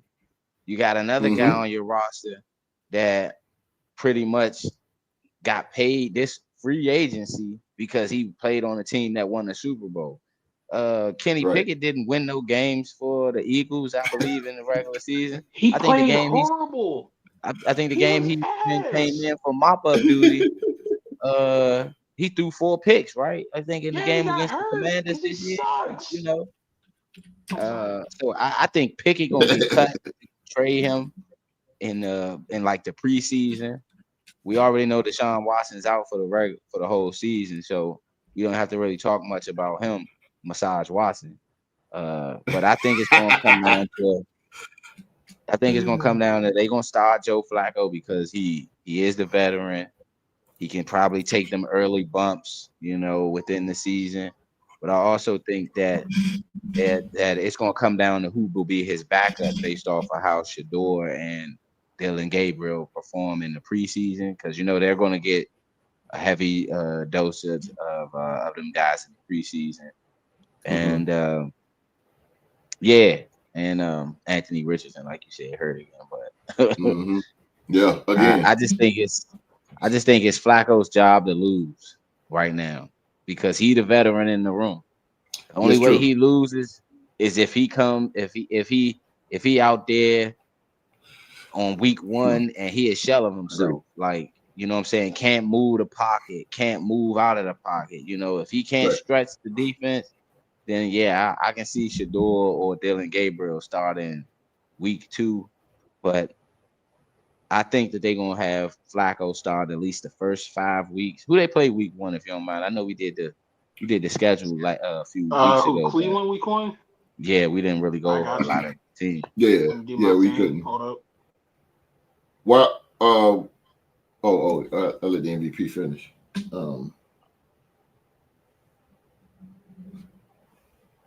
While we wait, man, they got Cincinnati. Week 1, they got Cincinnati. Yeah, they first stretch of games murders row. Like, no bullshit. Looking at their schedule, I low-key want to change my answer from Shador. I put Shador Sanders out there week 1. Fuck it, bro. Look what Jay Daniels did to Cincinnati defense last year on Monday Night Football. I throw Shador out there week 1. What you got to lose? You got Cincy week 1. You got Baltimore week 2 on the road. You then got Green Bay, who has an underrated defensive line led by Rashawn Gary. You got Aiden Hutchinson and the Lions the week after that. And Kenny Clark. Seahawks, Vikings following that. Like, they literally don't have an easy defensive opponent until October 26th against New England. And New England, if their defense gets healthy, they're going to be fine. New England ain't no easy. New England ain't no easy out. That ain't. You can't even guarantee that. Like, every defense they play, Mike Vrabel gonna have them. Good. He gonna have them. He gonna have the Patriots. He gonna have that team ready to play football. Yeah, I give them a few games. They're gonna be really good. I say start Shador week 1, and then let Joe Flacco start from week 2 to 6. You know what? You guys are hitting. They got Stefanski has the best of both worlds. Street was saying don't make sense. Street is thinking on a business part, and I think you are too, MVP. Shador will be perfect if you want to make money, because and he would definitely put asses in seats, because it is the world that will put the cameras on Cleveland. But do Cleveland really need that publicity right now? Cleveland is a team right now that really needs to stay afloat in that AFC North division. So you need to go with a guy like Joe Flacco, who came to Cleveland and was successful, left Cleveland and went to Indianapolis and was successful there. Former Super Bowl champion at his own right. Deshaun, I hate to say it, man, but I don't even think he's going to even smell the field. Gabriel, small. It's the thing with small quarterbacks, man. I think he's going to get cut. I just think he's going to get cut. I think Stefanski is going to go with Pickett, Flacco, and Shedeur. Shedeur is going to be the starter. He's going to be that team. Shedeur is going to be that guy. He's built for it. He's going to be the guy. Gabriel, I think they're going to cut. They're going to cut him. I know. I think, but somebody got to go. They put too much money into Deshaun. They're going to go on Pickett because he's a vet, and then they're going to get rid of Gabriel, and they're going to put on his size because he's a small guy. They should cut him though. Yeah, Dylan Gabriel, brother, tiny. I don't think he should be cut. That's the main part I disagree with you. I don't think he should be cut. I understand. I don't think he should either. I agree with you. Currency. Why not develop him and then trade him? With Dylan Gabriel, dude. Cleveland is really milking this press when they know they're going with Sanders. Yeah, I agree. I Sanders is the guy. I agree with Street too. Sanders is the guy. He is the guy. Yeah, that part I don't disagree with. I believe in Shedeur. But I think it would be a very stupid yet Cleveland-like move for them to cut Gabriel instead of trading him. Because again, quarterbacks are currency in this league. Rockstar Rock is living proof of that. His team got to the AFC Championship game off of trading for a former backup quarterback in Green Bay. Yeah. So the Seattle Seahawks jump-started their organization in the 2000s trading for a backup quarterback out of Green Bay. So true. Follow the Packers model. But they didn't start Matt Flynn though. They got paid, bro. They got Russell Wilson, and then the rest was history. But I see what you're saying though. I'm talking about what they did with Hasselbeck. Before Tim Hasselbeck, you're right. He did. Hasselbeck came out of Green Bay. Yeah, you're right. Yeah, Matt Hasselbeck. So that's what I'm saying. Like, you got examples like that, and right in front of you, that's another reason I feel like to try to develop what you can out of Gabriel. I'll say cut bait with Kenny Pickett because we already know Kenny Pickett ain't shit. I hate to say it like that. He's not hitting on nothing.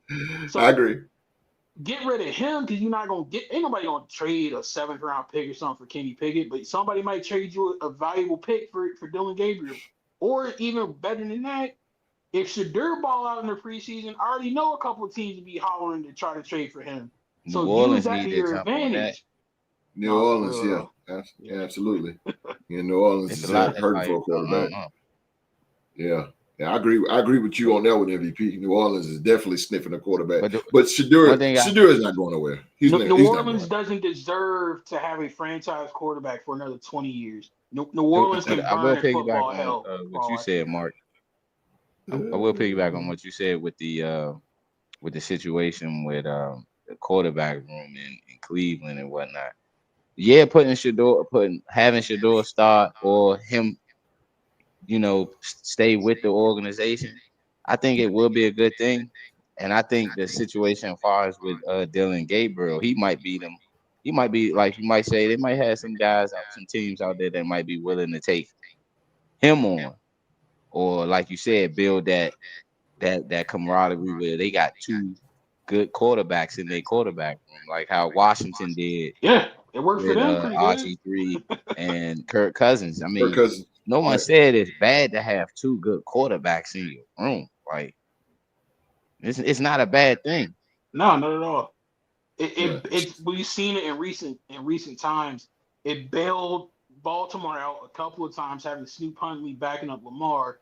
It low-key bailed Cincinnati out, having Jake Browning when Burrow went down. So there's value in having a good quality backup QB. And it happened when Tony Romo went down and Dak Prescott came in. I mean, so it worked. It worked. Cooper Rush. Rush coming in for Dak. Oh my God. Y'all keep bringing up all the worst quarterbacks to bring up. I mean, what it is the guys. saying, Y'all know the guys they won games though. The proof's in their record though as a backup. Yeah. You know what I'm They won saying? games. I didn't bring up No, Gardner. it's I not didn't bring about up it's not Gardner about the Minshew. accolades, Mark. We're not talking about what you know. We didn't bring up Gardner just talking Minshew about- as a backup. I'm being sarcastic as hell. You guys do remember I hate Cooper Rush because he screwed Oklahoma State out of a national title. That's come on. Like you keep Kenny Pickett, I have beef with. Cooper Rush, I have beef with. The Cleveland Browns, I have beef with. Y'all keep bringing up my enemies, man.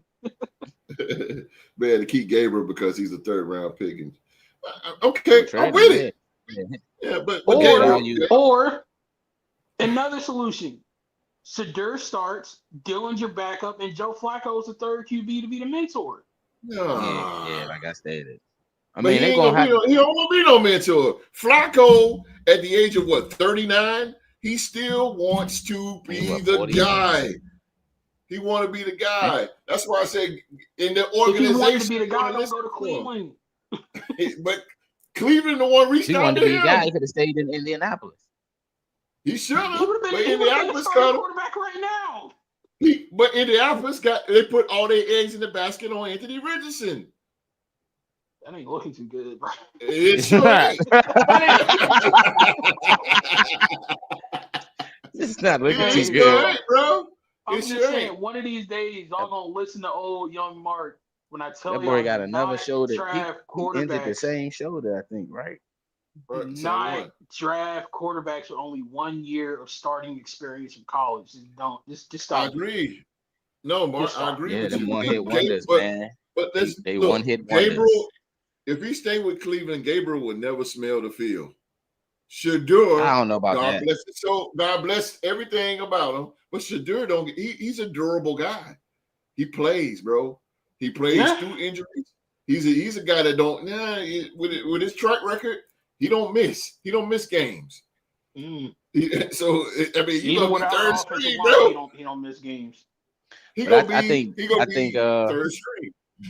I think Gabriel gonna see the field because of the simple fact is preseason. Now they. I mean, I think in the regular season because he brings a little bit of mobility to that quarterback room that they not gonna necessarily have with Flacco and Shedeur Sanders. Very true. So very true. To catch a team off guard, you can kind of like have a package for them to run certain plays to get teams off guard. Especially he's Sean Payton now. It's the truth though. You gotta use a guy with that mobility. See what Bo Nix did with like you said, host Sean Payton. He threw Bo Nix into the fire because he knew Bo Nix had at least some type of mobility to where so if the play break down, he can extend the play. And that's the type of quarterbacks that a lot of coaches are honing in on. Can I get a guy that's a unicorn though? Bo Nix is a unicorn. You don't see too many dudes that have 80 starts at quarterback in college. Like nobody started multiple years like that. Gabriel played like 3 different teams, bro. I don't count his time at UCF, me personally, but I'll give you Oklahoma and Oregon. Why not? UCF was on the map when he was there, though. He was trading time. He wasn't a full-time UCF was calling out Alabama. He got the most touchdowns in college history, college football history. He got the most touchdowns. He's tied with Case Keenum. I can count that. The only reason why I don't is because he wasn't the guy. He was splitting time when he was at UCF.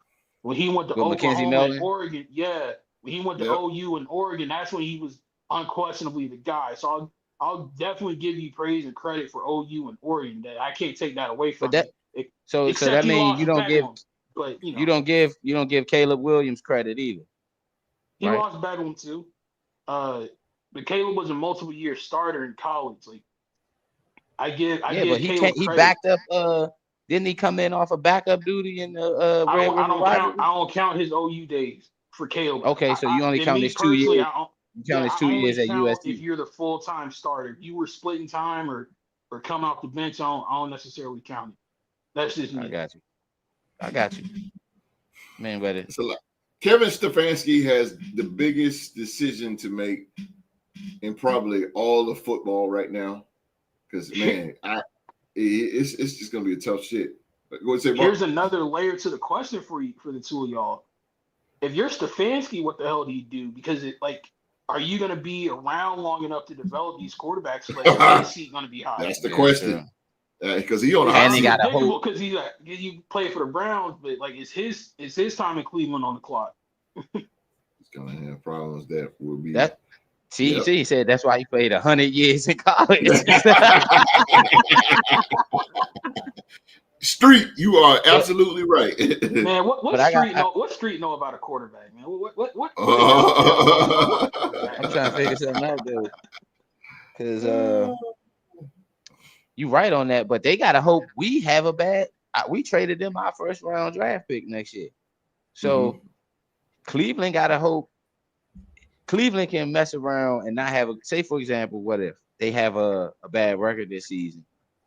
That first round pick that they get from us, they would have to hope we would have a bad season. If they do have a winning, if they do have a winning season and we have a winning season, then it's a lot to go into. But I hope they're not thinking about next year. I hope Cleveland is not thinking about drafting a quarterback next year. If they were, then why? When you got your franchise guy right there, man. You don't go back and get a guy if you didn't believe he was your guy. You need bullshit. That wouldn't make sense. You got your guy right there. At that point, that would really cement them as being the most poorly run organization anywhere in professional sports. Is why the hell would you pay Deshaun Watson and then draft two quarterbacks in the same draft class, only draft another one the next year. Like that. Yeah. It's like being greedy, just going to buffet and just start grabbing shit. Like, I'm grabbing this for them. Now you got it. What the hell you gonna do with it? If Gabriel and Sanders turn out to be Jimmy Clausen and Cam Newton's available, then I understand. Jimmy Clausen, bro. But bro, that would be stupid. Cleveland would literally set themselves back for about 20 years doing some stupid stuff like that. It's getting if that happens, I'm really gonna be looking at Myles Garrett like, what the hell were you thinking, bro? He could have gotten out of there. He could have went to a Super Bowl contender. I would have got on the first train to Philly or Detroit that I could have got on, bro. He'd have been on the first train to right. With the Buffalo or something like that. Stay within the conference. Word. Street said, if I'm coach, I'm going with the legacy player. Yeah, how that mentality which is Joe Flacco. Fantasy Street. Go Flacco. Yeah, I go Flacco, bro. I gotta go Flacco because he can control the offense. Flacco know what it takes, and you playing the Baltimore Ravens. You know what it takes to beat the Ravens, bro. Though Flacco's a statue. That man gonna take one or two good hits, and he gonna be done. He don't move that well in the pocket. He ain't moved that well in the pocket the last few years. Look what he did with Indy, bro. Look what he did with Indianapolis. Because that was the type of offense he in, though. Shane Steichen is a good offense. Shane Steichen a good play caller. I know, true. But I know y'all see. I know Rock did. But that game between Indianapolis and Jacksonville, that game to me was one of the best games of the year. Jacksonville stopped their run game. So multiple picks in that game. You stopped their run game, so that's all they had. Cornerbacks was garbage. Yeah. But y'all, man, that was a hell of a game. That was a hell of a game. Jacksonville scored, Indianapolis scored. Indianapolis scored, Jacksonville scored. They just going back and forth, back and forth. That was a great game. And Joe Flacco showed his ass. I think that was our only 30-point game last season. Yeah. Y'all was off the chain, bro. Y'all was up. That game was off the chain. But Flacco. Prowler. Okay, I'm thinking of a different game, man. We get to wear our Prowler uniforms 4 times next season. Word. Hopefully, that won't be our only wins. Hey, bro. Just know when you play the Ravens, don't expect to get a win this year. I doubt it. We're going to have more wins than we had last season. I feel, honestly, this season, I felt like this when we was in 2017, the 2017 season. That's the year when we orchestrated that squad. I felt the same way as I feel now this year but it's not from the players' standpoint. I feel this way highly about my team now. It's because of the people that they got running the organization. James Gladstone, Liam Cohen. They put in professional guys that really want to win. I felt like guys that they signed before was just, we're gonna keep Jacksonville the same way they are. Losers mentality. We may put a good product out there 1 year, see what we got, but then you'd have wasted Trevor Lawrence. It's still some. I feel like he still got some ways to go. It's a prove it or lose it year for him though. For real. Yeah. You got to have a coach that money. Your coach is going to lead. Healthy and work on them fundamentals, my guy. Now, your coach is going to. You got a good coach. You got a great coach. Yeah, and see that's the thing. Trevor Lawrence thrived in our offensive system when Doug Peterson was calling plays. He played his worst when Press Taylor was calling plays. Liam Cohen, even though we got an offensive coordinator, Liam Cohen's calling the plays. Our offensive coordinator is not gonna call plays unless Cohen's sick or something like that. But he calling the plays. I like that. Our coach need to call the plays so you know what I'm saying, our quarterback can be right there with mentality. I agree with you. I agree. Liam Cohen, man, that's a hell of a coach. I think he's gonna do big things in the Jackson, in Ville. Like Pete Carroll, the Ville. Oh hell yeah! Be calling plays in. Oh hell yeah, baby! He is. Which Raiders! Let's go. How y'all feel about Chip Kelly changing y'all man running back stand? Remember he used to stand up. He would stand up like he was Mike Myers, Ashton Genty when he was in the backfield. He wouldn't put his hands over. He stand straight up. But you know, I trust Coach Kelly. Chip Kelly changing that. Told that man, we're gonna need you to get in the running back stand. Thankfully, this isn't Chip Kelly from like the Eagles. I hated that man with a passion. I ain't gonna lie to you. I hated him when he was in Philly, but this new Chip Kelly, I can rock with him. He can't be worse than Josh McDonough. Some people just bound to be coordinator. Being the offensive coordinator for in college and losing the head coaching job in college. Yeah. He lost the head coaching job. He resigned. From UCLA, he resigned from UCLA. He volunteered. I thought they fired him. No, he doesn't like the way that college is going with NIL. That was partially why he chose to go to Ohio State and why I think he got out of there. Coordinator. Yeah, he don't rock with NIL. Because they ain't got control. But ready for the NFL season, man. Put this thing to bed. We're gonna put it to bed. I put it to bed. Come on, ladies and gentlemen, man, we have talked about today. We had a great on the mark UFL scores coming from Young Mark. He covered all the news that's going on in the UFL. We talked about the firing of Tom Thibodeau, and we talked about the very, very crowded room of the quarterback room of the Cleveland Browns. Rock, I'm gonna do this real fast. That's good. He 1-0 against Dak Prescott, though. Oh man, dance on the rock. Oh damn. Well, ladies and gentlemen, man, that is our show for today, man. As always, we want to thank you for watching another episode of the Real Sports Talk Show, man. We are definitely on our way again to a milestone of 5,000, man. 5,000, and 5,000 subscribers, and we are on a milestone of 400 episodes. 400.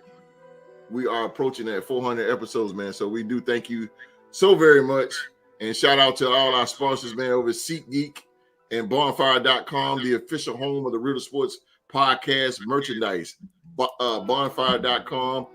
All the links is in the description box below. We got t-shirts, hats, all that good stuff over at Bonfire.com. Use promo code R2Gear. Get 15% off anything in the store, anything. And Lokia, if you wear beaded bracelets, kind of like this, Lokia has them, man. Lokia has them.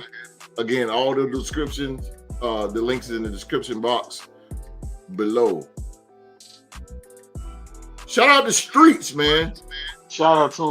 Oh damn.